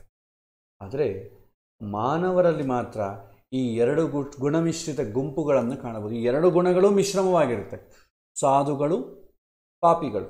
ಇದು ಎರಡೂ ಕೂಡ ಪ್ರಪೋರ್ಷನೇಟ್ ಆಗಿ ಮಿಕ್ಸ್ ಆಗಿರುವಂಥ ಈ ನಮ್ಮ ಜನಾಂಗದಲ್ಲಿ ಈ ಥರ ಜನಗಳನ್ನು ಕಾಣಬಹುದು. ಧ್ಯಾನದಲ್ಲಿ ನಮಗೆ ಭಗವಂತನ ದರ್ಶನವಾಗಬೇಕಾದ್ರೆ ಮೊದಲು ನಾವು ನಮ್ಮ ಅಂತರಂಗದಲ್ಲಿ ಈ ಎಲ್ಲ ರೀತಿಯ ಜನರ ಬಗ್ಗೆ ಸಮಬುದ್ಧಿಯನ್ನು ಬೆಳೆಸಿಕೊಳ್ಳಬೇಕು. ಏಕೆಂದರೆ ಹೊರಗಡೆ ನಾನಾ ಥರದ ಜನಗಳಿರಲಿ, ಆದರೆ ಮನಸ್ಸಿನಲ್ಲಿ ನಮ್ಮ ಅಂತರಂಗದಲ್ಲಿ ಮಾತ್ರ ಒಂದೇ ಸಾಧುಗಳು ಅಂತ ಒಂದು ಕ್ಯಾಟಗರಿ ಆದರೂ ಇಟ್ಕೋಬೇಕು, ಅಥವಾ ಪಾಪಿಗಳು ಅಂತ ಕ್ಯಾಟಗರಿ ಆದರೂ ಇಟ್ಕೋಬೇಕು. ಸಾಧುಗಳು ಅಂತ ಇಟ್ಟುಕೊಂಡು ಏನಾಯಿತು, ಒಳ್ಳೆಯದೇನಿದ್ರೆ ಕಲ್ತ್ಕೊಳ್ತೇವೆ, ಸಹಾಯವನ್ನು ಮಾಡ್ತೇವೆ, ಅವ್ರ ಸಂಘವನ್ನು ಮಾಡ್ತೇವೆ. ಪಾಪಿಗಳು ಅಂತಂದರೆ ದೂರ ಇರ್ತೇವೆ. ಉಪೇಕ್ಷ ಭಗವಂತ ಹೇಳ್ತಾನಲ್ಲ, ತುಂಬ ಒಳ್ಳೆಯ ವಿಚಾರಗಳು ಸಾಧುಗಳ ಹತ್ರ ಏನು ಮಾಡಬೇಕು, ಅವ್ರ ಜೊತೆ ಸ್ನೇಹ ಮಾಡಬೇಕು, ಕಷ್ಟದಲ್ಲಿದ್ದವರಿಗೆ ಸಹಾಯ ಮಾಡಬೇಕು, ಶ್ರೀಮಂತಿಗೆ ಇದ್ದವ್ರು ನೋಡಿ ಖುಷಿ ಪಡಬೇಕು, ಕೆಟ್ಟವರನ್ನು ದೂರ ಇಡಬೇಕು. ಇದು ಭಗವಂತ ಕೊಟ್ಟ ಸಂದೇಶ. ಸೊ ಮನಸ್ಸಲ್ಲಿ ನಾನಾ ರೀತಿಯ ಜನರ ಜೊತೆ ವರ್ತನೆ ಮಾಡುವಾಗ ಒಬ್ಬೊಬ್ಬರ ಜೊತೆ ಒಂದೊಂದು ಥರ ಇದ್ದು ದ್ವೇಷ ಮಾಡಿಕೊಳ್ಳುವುದಕ್ಕಿಂತ ಅವರು ಒಳ್ಳೆಯರ ಕೆಟ್ಟವರ ಅಂತ ಇಟ್ಟು ದೂರ ಇಟ್ಬಿಡೋದ್ರಿಂದ ಮನಸ್ಸು ಪ್ರಶಾಂತವಾಗಿರುತ್ತೆ. ಒಬ್ಬ ವ್ಯಕ್ತಿಯ ನಡವಳಿಕೆ ಆತನು ಬೆಳೆದು ಬಂದ ವಾತಾವರಣದಿಂದ ಅಥವಾ ತಿಳುವಳಿಕೆ ಇಲ್ಲದೇ ಬಂದದ್ರಿಂದ ತಿಳಿದು ಅವನ ಮನಸ್ಸಿನ ಬಗ್ಗೆ ಮನಸ್ಸಿನಲ್ಲಿ ಯಾವ ಕೆಟ್ಟ ಭಾವನೆಯೂ ಇರದಂತೆ ನೋಡಿಕೊಳ್ಳಬೇಕು. ಯಾರ ಮೇಲೂ ಕೆಟ್ಟ ಭಾವನೆ ಇರಬೇಕು. ಯಾಕೆಂದರೆ ಶತ್ರುಗಳು ಮಿತ್ರರು ಎಲ್ಲರಿಗೂ ಇರ್ತಾರೆ. ಅವ್ರ ಬಗ್ಗೆ ತುಂಬ ಆಲೋಚನೆ ಮಾಡ್ತಾ ಇದ್ದರೆ ಏನಾಗ್ತದೆ, ನಮಗೆ ಧ್ಯಾನ ಮಾಡಲಿಕ್ಕೆ ಆಗೋದಿಲ್ಲ. ಧ್ಯಾನ ಒಂದೇ ಅಲ್ಲ, ಮುಂದೆ ಪ್ರಶಾಂತವಾಗಿರ್ಲಿಕ್ಕಾಗೋದಿಲ್ಲ. ಒಬ್ಬನು ನಮ್ಮ ವೈರಿಯಂತೆ ನಮ್ಮನ್ನು ಕಾಣಬಹುದು, ಒಬ್ಬನು ತುಂಬ ಮಿತ್ರರಂತೆ ಕಾಣಬಹುದು. ಇದಕ್ಕೆ ಕಾರಣ ಆತನ ಹಾಗೂ ನಮ್ಮ ಪ್ರಾರಬ್ಧ ಕರ್ಮ ಇರಬಹುದು. ಒಬ್ಬ ನಮಗೆ ಮಿತ್ರನಾಗಿರಬೇಕು, ಒಳ್ಳೆ ಕೆಲಸವೇ ಮಾಡಬೇಕು, ಕೆಟ್ಟ ಕೆಲಸ ಮಾಡಬಾರ್ದು. ಇನ್ನೊಬ್ಬನು ನಮಗೆ ತೊಂದರೆ ಕೊಡ್ತಾನೇ ಇರ್ತಾನೆ, ಅವನಿಂದ ಒಳ್ಳೆಯದು ಒಂದೂ ಇಲ್ಲ. ಪ್ರಾರಬ್ಧ ಕರ್ಮ ಇರಬಹುದು. ಆದರೆ ಮನಸ್ಸಿನಲ್ಲಿ ನಾವು ನೋಡುವ ದೃಷ್ಟಿ ಮಾತ್ರ ತಟಸ್ಥವಾಗಿರಬೇಕು. ಇಲ್ಲದೇ ಇದ್ರೆ ಏನಾಗ್ತದೆ, ಧ್ಯಾನ ಒಂದೇ ಅಲ್ಲ, ಯಾವ ಕೆಲಸವನ್ನು ಮಾಡಲಿಕ್ಕೂ ನಮ್ಮ ಕೈಯಲ್ಲಿ ಉತ್ಸಾಹ ಇರೋದಿಲ್ಲ. ದೇವರು ಈ ಜನ್ಮದಲ್ಲಿ ಅವನಿಗೆ ಕೊಟ್ಟ ಪಾತ್ರವನ್ನು ಅವನು ನಿಭಾಯಿಸ್ತಾ ಇದ್ದಾನೆ. ನಾವೆಲ್ಲರೂ ಕೂಡ ಈ ಭೂಮಿಗೆ ಬಂದ ಒಂದು ಪಾತ್ರವನ್ನು, ನಮ್ಮ ರೋಲನ್ನು ನಾವು ನಡೆಸ್ಕೊಂಡು ಹೋಗ್ಲಿಕ್ಕೆ ಬಂದವರು. ಹಾಗಾಗಿ ಶತ್ರುಗೆ ಕೂಡ ಒಂದು ಪಾತ್ರ ಕೊಟ್ಟಿದ್ದಾನೆ. ಈಗ ನಾವು ಸಿನಿಮಾದಲ್ಲಿ ಹೀರೋ ಒಂದು ರೋಲ್ ಇರುತ್ತೆ, ವಿಲನ್ ಒಂದು ರೋಲ್ ಇರುತ್ತೆ. ಅವನು ಒಳ್ಳೆಯನ ಕೆಟ್ಟವನ ಪಕ್ಕ ಇಟ್ಟರೆ ಸಿನಿಮಾದಲ್ಲಿ ಏನಾಗ್ತದೆ, ಒಳ್ಳೆ ಪಾತ್ರೆಯನ್ನು ಪೋಷಿಸಿದ್ರೆ ಹೀರೋ ಆಗ್ತಾನೆ, ಕೆಟ್ಟ ಪಾತ್ರೆಯನ್ನು ಪೋಷಣೆ ಮಾಡಿದ್ರೆ ಅವನು ವಿಲನ್ ಆಗ್ತಾನೆ. ಆದರೆ ನಾವು ನೋಡೋದು ಹೆಂಗೆ ನೋಡಬೇಕು, ಭಗವಂತ ಅವನಿಗೆ ಕೊಟ್ಟ ಪಾತ್ರವನ್ನು ಅದೆಷ್ಟು ಚೆನ್ನಾಗಿ ನಿಭಾಯಿಸ್ತಾ ಇದ್ದಾನೆ, ಚೆನ್ನಾಗಿ ಮಾಡ್ತಾ ಇದ್ದಾನೆ. ಹಿಂದೆ ನನ್ನ ಪ್ರಾರಬ್ಧ ಕರ್ಮದಿಂದ ಅವನು ಪಾಪ ಆ ರೋಲನ್ನು ಅವನು ಪೋಷಣೆ ಮಾಡ್ತಾ ಇದ್ದಾನೆ, ನನಗೆ ತೊಂದರೆ ಕೊಡ್ತಾ ಇದ್ದಾನೆ. ಆದರೆ ಸ್ವತಃ ಅಲ್ಲ, ಏನು ನನ್ನ ಪ್ರಾರಬ್ಧ ಕರ್ಮ ಇಲ್ಲದ್ರೆ ಅವನು ನನಗೆ ಯಾಕೆ ತೊಂದರೆ ಕೊಡ್ತಾನೆ, ಏನು ನನ್ನ ಪ್ರಾರಬ್ಧ ಕರ್ಮ ಇರಬಹುದು, ಆಗಲಿ ಈ ರೀತಿ ಹೋಗುತ್ತೆ. ಅಥವಾ ಅವನು ಆ ರೋಲನ್ನು ಚೆನ್ನಾಗಿ ಪ್ಲೇ ಮಾಡ್ತಾನೆ, ನಾನು ನನ್ನ ರೋಲನ್ನು ಚೆನ್ನಾಗಿ ಪ್ಲೇ ಮಾಡ್ತೇನೆ. ಈ ರೀತಿ ಇದ್ದಾಗ ನಾವು ಎಲ್ಲರನ್ನೂ ತಟಸ್ಥವಾಗಿ ಕಾಣಲಿಕ್ಕೆ ಅವಕಾಶ. ತುಂಬ ಇನ್ವಾಲ್ವ್ಮೆಂಟ್ ಇಟ್ಕೊಳ್ಳೋದು, ತುಂಬ ದ್ವೇಷ ಮಾಡೋದು, ಇದೆರಡೂ ಕೂಡ ಪ್ರಶಾಂತ ಜೀವನಕ್ಕೆ ಬಂಧಕಗಳು ಹೇಳ್ತೇವೆ. ಅವರು ಸಂಬಂಧಿಕರಿರಲಿ, ಶತ್ರುಗಳಾಗಿರಲಿ, ಯಾರೇ ಇರಲಿ, ಧ್ಯಾನ ಸಮಯದಲ್ಲಿ ಮನಸ್ಸಿನಲ್ಲಿ ಶುದ್ಧವಾದ ಸಮಭಾವ ನೆಲೆಗೊಂಡಿರಬೇಕು. ಈ ಸ್ಥಿತಿಯಲ್ಲಿ ಧ್ಯಾನಕ್ಕೆ ಕುಳಿತಾಗ ಇವರು ಯಾರೂ ಎದುರಿಗೆ ಬರದೆ ಆ ಭಗವಂತನ ದರ್ಶನವಾಗ್ತದೆ. ಇಲ್ಲದ್ರೆ ಏನಾಗ್ತದೆ, ನಮಗೆ ಸುತ್ತುಪಕ್ಕದಲ್ಲಿರುವ ನಾವು ಕಾಣುವಂಥ ಒಳ್ಳೆ ಕೆಟ್ಟದ್ದೇ ಧ್ಯಾನದಲ್ಲಿ ಕೂಡ ತಿರುಗ್ತಾ ಇರ್ತದೆ. ಅದಕ್ಕೆ ಈ ರೀತಿ ನಾವು ನಿಯಂತ್ರಣ ಮಾಡಿಕೊಳ್ಳಬೇಕು.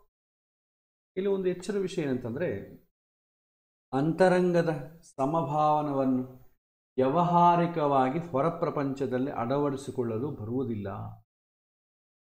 ವ್ಯಾವಹಾರಿಕವಾಗಿ ನಾವು ಹಿಂದೆ ಹೇಳಿದಂಥ ಮೈತ್ರಿ, ಕರುಣ, ಮುದಿತ ಮತ್ತು ಉಪೇಕ್ಷ.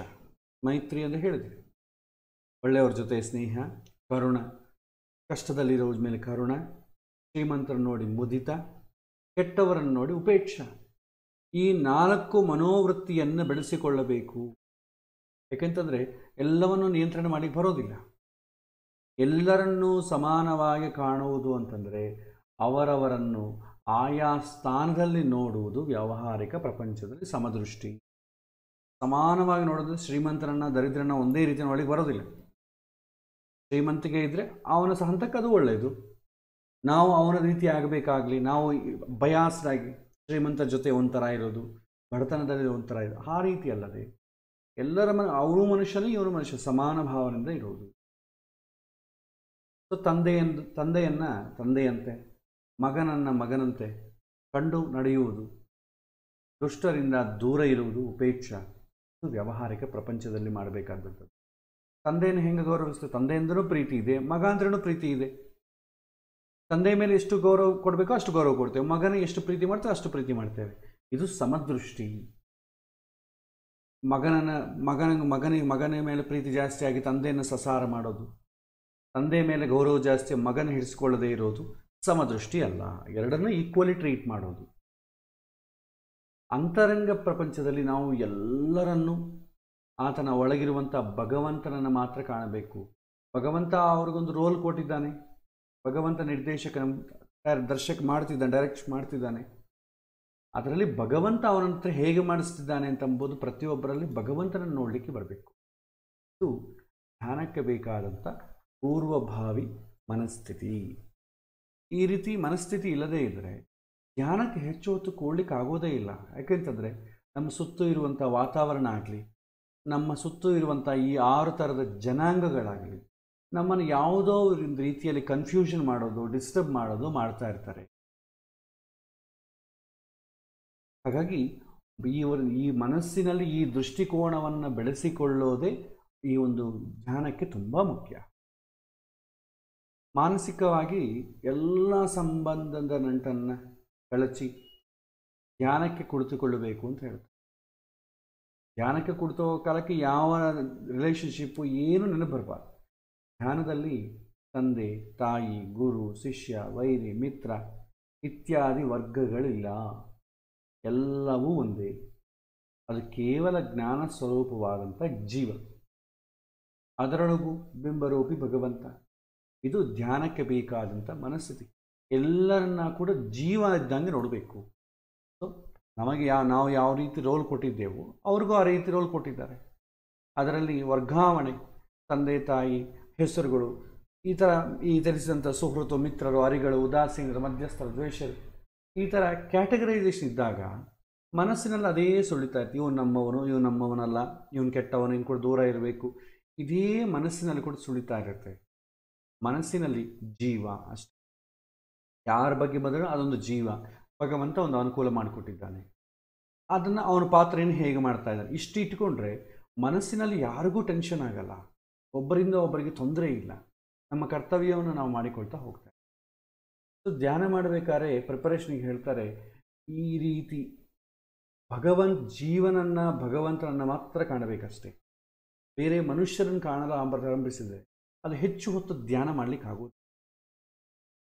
ಹೀಗೆ ಧ್ಯಾನಕ್ಕೆ ಬೇಕಾದಂಥ ಪೂರ್ವ ಸ್ಥಿತಿಯನ್ನು ವಿವರಿಸಿದಂಥ ಕೃಷ್ಣ ಮುಂದೆ ನೇರವಾಗಿ ಧ್ಯಾನಕ್ಕೆ ಕೂಡುವಂಥ ವಿಧಾನವನ್ನು ಕೂಡ ತಿಳಿಸ್ತಾನೆ. ಅದನ್ನು ನಾವು ನೋಡೋದು.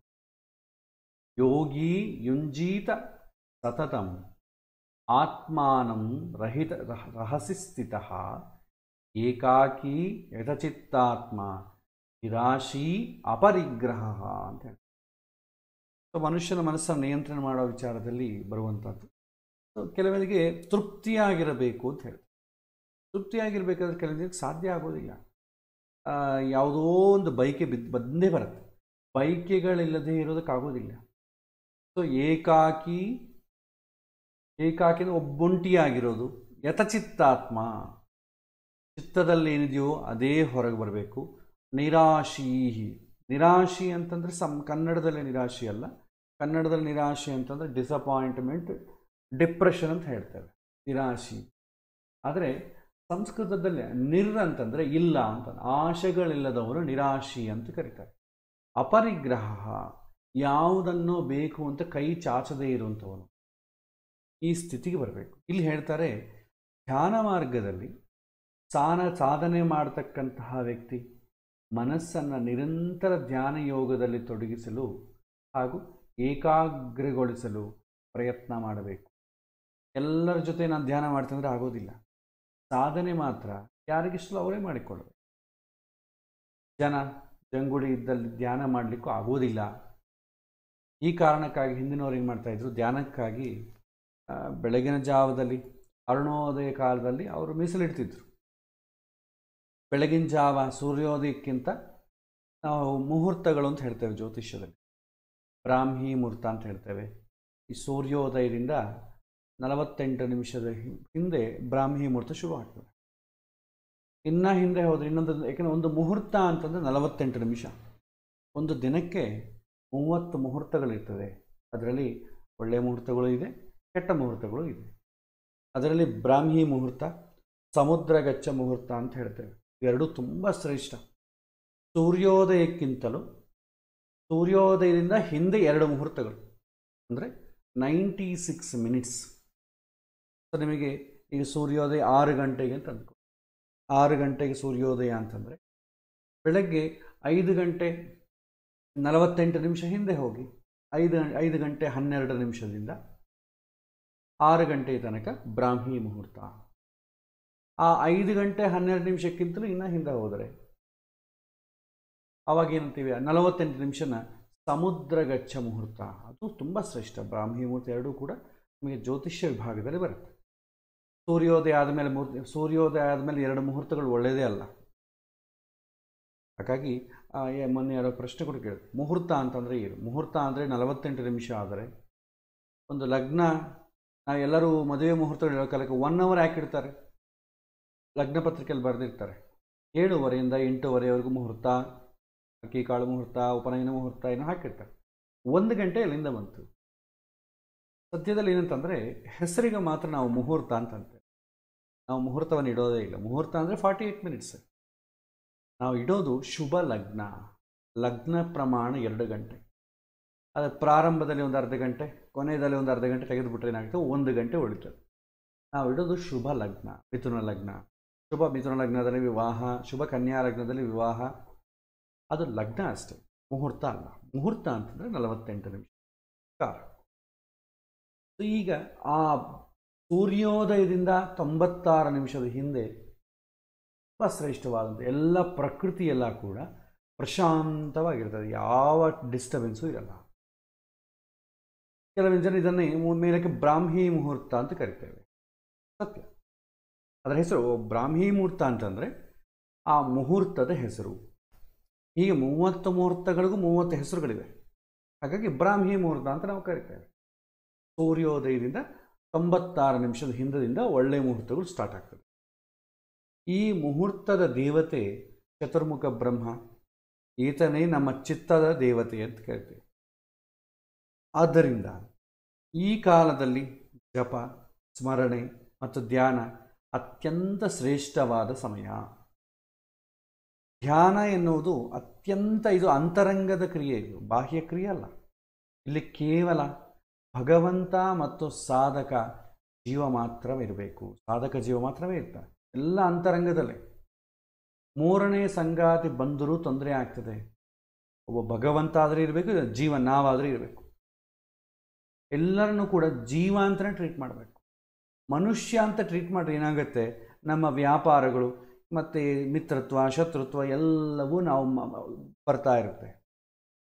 ಹಾಗಾಗಿ ಧ್ಯಾನದಲ್ಲಿ ಒಂದು ಜೀವ ಅಂತಂದರೂ ಹೇಳಬೇಕು, ಭಗವಂತ. ಈ ಎರಡನ್ನೇ ಇಟ್ಟುಕೊಂಡು ನಾವು ಧ್ಯಾನವನ್ನು ಮಾಡಿದರೆ ಆವಾಗ ನಮಗೆ ಯಾವ ಟೆನ್ಷನ್ನೂ ಬರೋದಿಲ್ಲ. ಒಬ್ಬ ಕಲುಷಿತ ಮನಸ್ಸಿನಂತಿರುವಂಥವನು, ಪೊಲ್ಯೂಟೆಡ್ ಮೈಂಡ್ ಇರುವಂಥ ವ್ಯಕ್ತಿಯಿಂದ ಆತನ ಸುತ್ತಲಿರುವಂಥ ವಾತಾವರಣ ಇದ್ದರೆ ನಮ್ಮ ಮನಸ್ಸು ಧ್ಯಾನ ಕೆಡ್ತದೆ. ಅದಕ್ಕಾಗಿ ಧ್ಯಾನ ಅಭ್ಯಾಸ ಮಾಡುವಾಗ ಯಾವಾಗಲೂ ಕೂಡ ಏಕಾಂತದಲ್ಲಿ ಕೂತು ಅಭ್ಯಾಸ ಮಾಡಬೇಕು. ಎಲ್ಲರ ಮುಂದೆ ಕೂತು ಧ್ಯಾನ ಮಾಡಲಿಕ್ಕೆ ಆಗೋದೇ ಇಲ್ಲ. ಈಗ ಅದಕ್ಕೆ ಹಿಂದೆ ಭಾಳಷ್ಟು ನಮ್ಮ ಋಷಿ ಮುನಿಗಳೆಲ್ಲ ಕೂಡ ಎಲ್ಲೋ ಕಾಡಿನಲ್ಲಿ ಕೂತು ತಪಸ್ಸು ಮಾಡ್ತಾ ಇದ್ರು. ಯಾರೂ ಕೂಡ ಈ ಬದ್ರಿ ಕ್ಷೇತ್ರದ ಬದ್ರಿ ಎಲ್ಲ ಜನಸಾವಾಸ ಇರುವಂಥ ಕ್ಷೇತ್ರಗಳಲ್ಲಿ ಯಾರೂ ಧ್ಯಾನ ಮಾಡ್ತಾ ಇದ್ದಿಲ್ಲ. ಅವರು ಧ್ಯಾನ ಮಾಡಿದ ಕ್ಷೇತ್ರಗಳು ಕಾಡಾಗೇ ಇತ್ತು. ಇವತ್ತು ನಾವೇನು ಮಾಡಿದ್ದೀವಿ, ಅದಕ್ಕೆ ಗುಡಿಗಳನ್ನ ಕಟ್ಟಿ ಜನ ಸಮುದಾಯ ಇರುವಂಥ ಸ್ಥಾನಗಳನ್ನು ಮಾಡಿಬಿಟ್ಟಿದ್ದೀವಿ ಅಷ್ಟೇ. ನಮ್ಮ ಚಿತ್ತ, ಈಗ ಬದ್ರಿ ಕ್ಷೇತ್ರ ಇದೆ. ಬದ್ರಿ ಕ್ಷೇತ್ರದಲ್ಲಿ ನಾವು ನಾರಾಯಣ ದೇವರನ್ನ ನೋಡ್ತೇವೆ. ಎಲ್ಲಿ ನೋಡ್ತೇವೆ? ವಿಗ್ರಹದಲ್ಲಿ ನೋಡ್ತೇವೆ. ಇಡೀ ಬದ್ರಿ ಕ್ಷೇತ್ರವೇ ಒಂದು ವೈಕುಂಠ ಸ್ಥಾನ ಇದ್ದಂತೆ. ಎಲ್ಲರೂ ಕೂಡ ಅಲ್ಲಿ ದೇವಸ್ಥಾನದಲ್ಲಿ ಕೂತು ಯಾರೂ ತಪಸ್ಸು ಮಾಡಲ್ಲ. ಎಷ್ಟೋ ಜನ ಮಹಾನುಭಾವರು ಇವತ್ತಿಗೂ ಇದ್ದಾರೆ. ಯೋಗಿಗಳು ಎಲ್ಲೆಲ್ಲೋ ದೂರದಲ್ಲಿ ಕೂತು ತಪಸ್ಸು ಮಾಡ್ಕೊಳ್ತಾ ಇರ್ತಾರೆ. ನಾವು ಆ ಜಾಗವನ್ನು ನೋಡ್ಲಿಕ್ಕೆ ಹೋಗಿ ಪ್ರತಿಯೊಂದರಲ್ಲೂ ಭಗವಂತನನ್ನು ನೋಡುವುದು ಅಭ್ಯಾಸ ಆದ ಕಾರಣ ನಾವು ಎಲ್ಲಿ ಹೋದ್ರೂ ಅಲ್ಲೊಂದು ದೇವಸ್ಥಾನ ಇದೆಯಾ. ಯಾಕೆಂದರೆ ಮನಸ್ಸಿನಲ್ಲೇ ಭಗವಂತನನ್ನು ಕೂಡಿಸೋದು ಕಷ್ಟ ಆದಾಗ ಹೊರಗಡೆ ಬಾಹ್ಯದಲ್ಲಾದರೂ ಭಗವಂತನ ಕೂಡಿಸಿ ನೋಡುವಂಥ ಪ್ರಯತ್ನವನ್ನು ಮಾಡ್ತಾ ಇರಬೇಕು. ಇದು ಧ್ಯಾನದಲ್ಲಿ ಅಭ್ಯಾಸ ಮಾಡುವುದು. ಮನಸ್ಸಿನಲ್ಲೇ ಭಗವಂತ ಕೂತಿಲ್ಲ, ಅಟ್ಲೀಸ್ಟ್ ನಮ್ಮ ಕಣ್ಣೆದುರಿಗೇನೋ ಭಗವಂತ ಕೂತಿರ್ಬೇಕು. ಅದಕ್ಕೆ ನಾವೇನು ಮಾಡ್ತೇವೆ, ಎಲ್ಲಿ ಹೋದ್ರೂ ಒಂದು ದೇವಸ್ಥಾನ ಇದೆಯಾ, ಒಂದು ನಮಸ್ಕಾರ ಮಾಡಿಕೊಳ್ಬೇಕು, ಹೋಗಬೇಕು. ಗುಡಿ ಮಠ ಇದೆಲ್ಲ ಕೂಡ ನಾವು ಬೆಳೆಸ್ಕೊಂಡಿದ್ದೇವೆ. ಅದು ಒಂದು ಸ್ಟೇಜ್ ಮಾತ್ರ. ಆದರೆ ಎಲ್ಲ ಕಡೆ ಭಗವಂತ ಇದ್ದಾನೆ ಅಂತ ನೋಡುವಂಥ ಕಣ್ಣುಗಳು ಗಟ್ಟಿ ಮಾಡಿಕೊಳ್ಳಬೇಕಾಗುತ್ತೆ. ಯಾವುದೇ ಒಂದು ಸ್ಟೇಜಲ್ಲಿ ಸಾಧನೆಗೆ ಬರಬೇಕಾದ್ರೆ ಅದು ಮಾಡಿಕೊಂಡಾಗ ಇದನ್ನು ಯಾರೂ ನೋಡೋದಿಲ್ಲ. ಆ ವಾತಾವರಣ ಹೇಗಿದೆ? ತಿರುಮಲದಲ್ಲಿ ಕೂಡ ನಿಮಗೆ ತುಂಬ ಪ್ರಶಾಂತವಾದ ವಾತಾವರಣ ಎಲ್ಲಿದೆ? ಗುಡಿಯಲ್ಲಲ್ಲ. ಗುಡಿಯಲ್ಲಿ ಎಲ್ಲ ಜನರು ಇರ್ತಾರೆ. ಅಲ್ಲೇ ನೀವು ನೆಮ್ಮದಿಯಾಗಿ ಒಂದು ಧ್ಯಾನ ಮಾಡಲಿಕ್ಕೆ ಆಗೋದಿಲ್ಲ. ಒಂದು ಕಡೆ ಧ್ಯಾನ ಮಾಡಲಿಕ್ಕೆ ಕೂತ್ಕೋಬೇಕು ಅಂತ ಇದ್ದಕ್ಕಿದ್ದಂಗೆ ಗೋವಿಂದ ಅಂತ ಒಬ್ಬನಂತ ಕೂಗ್ತಾನೆ. ಇದ್ದಕ್ಕಿದ್ದಂಗೆ ಡಿಸ್ಟರ್ಬ್ ಆಗ್ತದೆ. ಒಳ್ಳೆಯದೇ, ಭಗವಂತನನ್ನೇ ಕರಿತಿದ್ದ. ಭಗವಂತನನ್ನೇ ಕರೆಯೋ ವಿಧಾನ ಕೂಡ ಇದೆ. ಮನಸ್ಸಿನಲ್ಲಿ ಭಗವಂತನನ್ನು ಕೂಡಿಸ್ಬೇಕು. ಅದೇ ತಿರುಮಲ ಕ್ಷೇತ್ರ ಎಲ್ಲ ದೂರ ಒಂದು ಕಡೆ ಯಾರು ಜನ ಇಲ್ಲದಂತ ಕೂತು ಒಂದು 10 ನಿಮಿಷ ತಪಸ್ಸು, ಒಂದು ಧ್ಯಾನ ಮಾಡಿ, ಎಷ್ಟು ಪ್ರಶಾಂತವಾಗಿರುತ್ತೆ. ಅದಕ್ಕೆ ಹೇಳ್ತಾರೆ, ತುಂಬ ಜನರಿರೋ ಕಡೆ ಧ್ಯಾನ ಮಾಡಲಿಕ್ಕೆ ಆಗೋದಿಲ್ಲ. ಏಕಾಂತವಾಗಿ ಅಭ್ಯಾಸ ಮಾಡಬೇಕು. ಮನೆಯಲ್ಲಾದರೂ ಕೂಡ ಯಾರೂ ಇಲ್ಲದಂಥ ಯಾವುದೋ ಒಂದು ರೂಮಿನಲ್ಲಿ ಕೂತು ಅಭ್ಯಾಸ ಮಾಡಬೇಕು. ಎಲ್ಲ ಮನುಷ್ಯರು ಎಲ್ಲ ಮಾತಾಡ್ತಾ ಇದ್ರು ಅಂದ್ಕೊಳ್ಳಿ, ಅವ್ರ ಮೈಂಡೆಲ್ಲ ಪೊಲ್ಯೂಟ್ ಆದಾಗ ನಮ್ಮ ಮನಸ್ಸು ಪೊಲ್ಯೂಟ್ ಆಗ್ತದೆ. ಹಾಗಾಗಿ ಎಲ್ಲರ ಜೊತೆ ಧ್ಯಾನ ಮಾಡಲಿಕ್ಕೆ ಆಗೋದಿಲ್ಲ. ಇದು ಏಕಾಂತವಾಗಿ ಧ್ಯಾನ ಅಭ್ಯಾಸ ಮಾಡಿಕೊಳ್ಳಬೇಕು ಅಂತ ಹೇಳ್ತಾರೆ. ಮತ್ತು ಮನಸ್ಸನ್ನು ನಿಯಂತ್ರಣದಲ್ಲಿಟ್ಟು ಯಾವುದೇ ಆಸೆ ಆಕಾಂಕ್ಷೆಗಳ ಮನಸ್ಸಿಗೆ ಸುಳಿಯದಂತೆ ತೃಪ್ತ ಮನಸ್ಸಿನಿಂದ ಧ್ಯಾನಕ್ಕೆ ಒಳಗಡೆ ಮುಂದುವರಿಬೇಕು. ಅದಕ್ಕೆ ಇಲ್ಲಿ ಹೇಳ್ತಾರೆ, ನಮಗೆ ಈ ಒಂದು ತೃಪ್ತವಾಗಿರಬೇಕಾದ್ರೆ ಏಕಾಕಿ ಅಂತಂದರೆ ಜನರಿಂದ ಸ್ವಲ್ಪ ದೂರ ಇರಬೇಕು. ತುಂಬ ಅದಕ್ಕೆ ನಮ್ಮ ಹಿಂದೆ ಏನು ಮಾಡಿದ್ರು, ಈ ಒಂದು ಕಾರಣಕ್ಕಾಗಿ ನಮ್ಮಲ್ಲಿ ಮಡಿ ಅಂತ ಒಂದು ಇಂಟ್ರೊಡ್ಯೂಸ್ ಆಗಿದೆ. ಮಡಿ ಅಂತ ಅಂಬೋದು ಯಾಕೆ ಅಂತಂದರೆ, ಪ್ರತಿಯೊಬ್ಬರಲ್ಲಿ ಕೂಡ ಆಲೋಚನೆ ಮಾಡೋ ವಿಚಾರದಲ್ಲಿ ಒಳ್ಳೆಯ ವೈಬ್ರೇಷನ್ಸ್ ಇರುತ್ತೆ, ಕೆಟ್ಟ ವೈಬ್ರೇಷನ್ಸ್ ಇರುತ್ತೆ. ಅದು ನಮಗೆ ಗೊತ್ತಾಗೋದಿಲ್ಲ. ಕೆಟ್ಟದ್ದು ಆಲೋಚನೆ ಮಾಡ್ತಾ ಇರೋನ ಪಕ್ಕದಲ್ಲಿ ನಾವು ಕೂತ್ರೆ ನಮಗೆ ಸಂತೋಷ ಆಗೋದಿಲ್ಲ, ನಮ್ಮ ಮೈಂಡು ಕೆಡುತ್ತೆ. ಅದಕ್ಕೆ ಹಿಂದಿನವರು ಸಜ್ಜನರ ಸಹವಾಸ ಮಾಡ್ರಿಪ್ಪ ಅಂತ ಹೇಳ್ತಾರೆ. ಕೆಟ್ಟವರ ಸಹವಾಸ ಮಾಡಿದ್ರೆ ಅವನು ಕೆಟ್ಟದ್ದೇ ಆಲೋಚನೆ ಮಾಡ್ತಾ ಇದ್ದರೆ ನಮ್ಮ ಮನಸ್ಸು ಡಿಸ್ಟರ್ಬ್ ಆಗ್ತಾ ಇರುತ್ತೆ. ಅದಕ್ಕೆ ಹಿಂದೆ ಏನು ಮಾಡಿದ್ರು, ಮಡಿ ಅಂತ ಅಂಬೋ ಕಾನ್ಸೆಪ್ಟ್ ತಂದರು. ಒಬ್ಬರನ್ನೊಬ್ಬರು ಮುಟ್ಟಿಕೊಳ್ಳಬೇಡಿ, ದೂರ ಇರಿ ಅಂತ ಹೇಳಿ. ಯಾಕಂದರೆ ನಮ್ಮ ಶರೀರದಿಂದ ನಮ್ಮ ಮೈಂಡ್ ರೇಸು ಒಂದು 12 ಇಂಚಸ್ವರೆಗೂ ನಮ್ಮ ಮೈಂಡ್ ರೇಸು ನಮ್ಮ ಜೊತೆಗೆ ಇರುತ್ತೆ. ಹತ್ತಿರ ಇದ್ರೆ ಏನಾಗುತ್ತೆ, ಆ ಒಂದು ನಮ್ಮದು ಡಿಸ್ಟರ್ಬ್ ಆಗ್ತದೆ. ಅದಕ್ಕೆ ದೂರ ಇರ್ತದೆ. ಅದಕ್ಕೆ ಮಡಿ ಅಂತಂಬೋ ಕಾನ್ಸೆಪ್ಟ್ ಬಂತು. ಅದಕ್ಕೂ ತ್ರಿಕರಣ ಶುದ್ಧಿಯಾಗಿ ಮಾನಸಿಕವಾಗಿ ದೂರ ಇರಬೇಕು ಎಂಬ ಉದ್ದೇಶ 2 ಕಾರಣಕ್ಕಾಗಿ. ಒಂದು ಸ್ಮೆಲ್ ಬರುತ್ತೆ. ಈಗ ಸರ್ಕಾರಿ ಬಸ್ಸುಗಳಾಗಿ ಹೋದೆ ಅಂದ್ಕೊಳ್ಳಿ, ಬೆಂಗಳೂರಂಥ ಮಹಾನಗರದಲ್ಲಿ ಪಾಪ ಮಾರ್ಕೆಟಿಂಗಿಂದ ಎಲ್ಲೋದು ಅಲ್ಲಿ ಇಲ್ಲಿ ಅಲೆದಾಡಿ ಬಂದಿರ್ತಾನೆ. ಅವನು ಬಂದು ಬಸ್ಸಲ್ಲಿ ನಿಂತ್ಕೊಳ್ತಾನೆ. ಅವನ ಪಕ್ಕದಲ್ಲಿ ನಾವು ನಿಂತ್ಕೊಂಡ್ರೆ ಏನಾಗುತ್ತೆ, ಅವನು ಸ್ವೆಟ್ ಅದೆಲ್ಲ ವಾಸನೆ ನಮಗೆ ಹೊಡಿತಾ ಇರುತ್ತೆ. ಅದಕ್ಕೆ ಅದಕ್ಕೆ ಏನು ಮಾಡ್ತೀವಿ ನಾವು, ಯಾರಾದರೂ ಮನೆಗೆ ಬಂದರೆ ಕೈ ಕಾಲು ತೊಳ್ಕೊಳ್ಳೋಕೆ ನೀರು ಕೊಟ್ಟು, ಊಟದ ಸಮಯದಲ್ಲಿ ಏನು ಮಾಡ್ತೇವೆ, ಪಕ್ಕದಲ್ಲಿ ಕೂತ್ಕೊಂಡು ಊಟ ಮಾಡಬೇಕಲ್ಲ, ಅದಕ್ಕೆ ಗಂಧವನ್ನು ಕೊಡ್ತೇವೆ. ಗಂಧ ಹಚ್ಕೊಳ್ಳಿ. ಗಂಧ ಹಚ್ಕೊಳ್ಳೋದು ಅಲಂಕಾರಕ್ಕೆ ಒಂದೇ ಅಲ್ಲ, ಶಾರೀರಿಕವಾದ ಏನಾದರೂ ದುರ್ಗಂಧ ಇದ್ರೂ ಕೂಡ ಅಲ್ಲಿ ಒಳ್ಳೆಯ ವಾಸನೆ ಬರಲಿ ಅಂತೇಳಿ ಗಂಧ ಹಚ್ಚಿಕೊಡ್ತೇವೆ. ಅದಕ್ಕೆ ಊಟಕ್ಕೆ ಕೂತಾಗ ಕೆಲವಿನ ಸಂಪ್ರದಾಯದಲ್ಲಿ ಗಂಧ ಅಕ್ಷತೆ ಹಚ್ಕೊಳ್ಳೋ ಸಂಪ್ರದಾಯ ಇದೆ. ಶಾರೀರಿಕವಾಗಿ ಏನೂ ತೊಂದರೆ ಬರಬಾರ್ದು. ಅದಕ್ಕೆ ಸ್ನಾನ ಮಾಡ್ತೇವೆ. ಸ್ನಾನ ಆಚರಣೆ ಗಂಧವನ್ನು ಹಚ್ಚಿಕೊಳ್ಳೋದು. ಇವತ್ತಿನ ಕಾಲದಲ್ಲಿ ಸ್ಪ್ರೇ ಪರ್ಫ್ಯೂಮ್ಸ್ ಹಾಕ್ಕೊಳ್ಳೋದು ಇದೇ ಇದು ಉದ್ದೇಶಕ್ಕಾಗಿ. ಎರಡನೇದು ಮಾನಸಿಕವಾಗಿ ದೂರ ಇರಲಿಕ್ಕೆ ಕೂಡ ಮಡಿ ಅಂತಂಬ ಕಾನ್ಸೆಪ್ಟ್. ಒಬ್ಬರನ್ನೊಬ್ಬರನ್ನು ಮುಟ್ಟಿಕೊಳ್ಳೋಂಗಿಲ್ಲ. ಸೊ ಮುಟ್ಟಿಕೊಂಡಾಗ ಏನಾಗುತ್ತೆ, ಮಾನಸಿಕವಾಗೂ ಬ್ಯಾಡ್ ವೈಬ್ರೇಷನ್ಸ್ ಬರುತ್ತೆ. ಅವನು ಒಳ್ಳೇದು ಆಲೋಚನೆ ಮಾಡಿದ್ರೆ ಪರವಾಗಿಲ್ಲ, ಕೆಟ್ಟದ ಆಲೋಚನೆ ಮಾಡಿದ ಅಂದ್ಕೊಳ್ಳಿ, ನಾವು ಅಲ್ಲಿ ಪ್ರಶಾಂತವಾಗಿ ಕೂಡ್ಲಿಕ್ಕಾಗೋದಿಲ್ಲ. ಈ ಕಾರಣಕ್ಕಾಗಿ ಏನು ಮಾಡ್ತಿದ್ರು, ದೂರ ಇತ್ತು. ಮಡಿ ಅಂತಂಬ ಕಾನ್ಸೆಪ್ಟ್ ಬಂತು. ಅದು ಇವತ್ತು ವಿಪರೀತ ಆಗಿದೆ, ಅದು ಬೇರೆ ವಿಚಾರ. ಅಲ್ಲಿ ಹೀಗೆ ಧ್ಯಾನಕ್ಕೆ ಕೂತಾಗ ನಾವು ಒಂಟಿಯಾಗಿ ಎಲ್ಲೋ ದೂರ, ಎಲ್ಲರ ಜನ ಇರೋ ಕಡೆ ಕೂಡ ದೂರ ಕೂತ್ಕೋಬೇಕಾಗ್ತದೆ. ಏಕಾಕಿ ಯತಚಿತ್ತಾತ್ಮ, ಚಿತ್ತದಲ್ಲಿ ಏನಿದೆಯೋ ಅದನ್ನೇ ಆಲೋಚನೆ ಮಾಡಿ, ಚಿತ್ತದಲ್ಲಿ ಭಗವಂತನನ್ನು ಇಟ್ಟುಕೊಳ್ಬೇಕು. ನಿರಾಶಿ ಅಂತಂದರೆ ಆಶೆಗಳಿಲ್ಲದವನು. ಮನಸ್ಸಿನಲ್ಲಿ ಕೂಡ ಆಶೆಗಳನ್ನೆಲ್ಲ ಆಲೋಚನೆ ಮಾಡ್ತಾ ಇದ್ವಿ ಅಂದ್ಕೊಳ್ಳಿ, ಧ್ಯಾನವಾಗುವುದಿಲ್ಲ. ಅಪರಿಗ್ರಹ, ಯಾರ ಹತ್ರ ಕೂಡ ಏನು ತೆಗೆದುಕೊಳ್ಳಬಾರದು ಅಂತಿದೆ. ಹಿಂದಿನ ಕಾಲದಲ್ಲಿ ದಾನವನ್ನು ಬಹಳ ಜನ ತೆಗೆದುಕೊಳ್ತಿದ್ದಿಲ್ಲ. ತೆಗೆದುಕೊಳ್ಳೋದ್ರಿಂದ ಕೂಡ ತೃಪ್ತಿ, ಸಂತೋಷಕರವಾದ ಜೀವನ ಆಗುವುದಿಲ್ಲ. ಅದಕ್ಕೆ ನಿಯಮಗಳು ಭಾಳ ಹೇಳ್ತಾರೆ. ಇದನ್ನು ನಿಮಗೆ ದಾನ ಅಂತಂಬೋ ಕಾನ್ಸೆಪ್ಟ್ ಬರುತ್ತೆ, ನಿಮಗೆ 17ನೇ ಅಧ್ಯಾಯದಲ್ಲಿ ಬರುತ್ತೆ. ಅಲ್ಲಿ ಮತ್ತೆ ಒಂದು ಸಲ ಅದರ ಬಗ್ಗೆ ಹೆಚ್ಚಿನ ವಿಚಾರಗಳು ನಾವು ನೋಡೋಣ. ಮತ್ತೊಂದು ಶ್ಲೋಕವನ್ನು ಈಗ ನೋಡೋಣ. ಶುಚೌ ದೇಶೇ ಪ್ರತಿಷ್ಠಾಪ್ಯ ಸ್ಥಿರಮಾಸ ನಮಾತ್ಮನಃ ನ ಅತಿ ಉಚ್ಛ್ರಿತಂ ನ ಅತಿ ನೀಚಂ ಚೇಲ ಅಜಿನ ಕುಶ ಉತ್ತರಂ ತತ್ರ ಏಕ ಅಗ್ರಂ ಮನಃ ಕೃತ್ವ ಯತಚಿತ್ತ ಇಂದ್ರಿಯಕ್ರಿಯಃ ಉಪವಿಶ್ಯ ಆಸನೇ ಯುಂಜ್ಯ ಯೋಗಂ ಆತ್ಮ ವಿಶುದ್ಧಯೇ ಅಂತ ಈ ಶ್ಲೋಕ. ಇಲ್ಲಿ ನಾವು ಇಷ್ಟವರೆಗೂ ಧ್ಯಾನಕ್ಕೆ ಪ್ರಿಪರೇಷನ್ ಮಾಡಿಕೊಂಡಿದ್ದಾಯಿತು. ಧ್ಯಾನದಲ್ಲಿ ಕೂಡೋ ಕಾಲಕ್ಕೆ ಹೇಗಿರಬೇಕು ನಮ್ಮ ಮನಸ್ಸು, ಎಲ್ಲರನ್ನ ಯಾವ ರೀತಿ ಆಲೋಚನೆ ಮಾಡಿ ಟ್ರೀಟ್ ಮಾಡಬೇಕು, ಧ್ಯಾನದಲ್ಲಿ ಬರೀ ಜೀವ ಭಗವಂತ ಈ 2 ಕಾನ್ಸೆಪ್ಟನ್ನೇ ಇಟ್ಟುಕೊಳ್ಳಬೇಕು, ತುಂಬ ದೂರವಾಗಿ ಮಾನಸಿಕವಾಗಿ ತುಂಬ ಟೆನ್ಷನ್ ಮಾಡಿಕೊಳ್ಳಬಾರದು, ಇಂದ್ರಿಯಗಳನ್ನು ನಿಗ್ರಹ ಮಾಡಬೇಕು. ಈ ವಿಚಾರಗಳನ್ನೆಲ್ಲ ಭಗವಂತ ಪ್ರಿಪೇರ್ ಮಾಡ್ಕೊಂಡು ಬಂದ. ಇನ್ನು ಧ್ಯಾನದಲ್ಲಿ ಬಾಹ್ಯಕ್ರಿಯೆ ಹೇಗಿರಬೇಕು ಅಂತಂಬುದು ಕೂಡ ಇಲ್ಲಿ ವಿವರಣೆ ಮಾಡ್ತಾನೆ ಭಗವಂತ.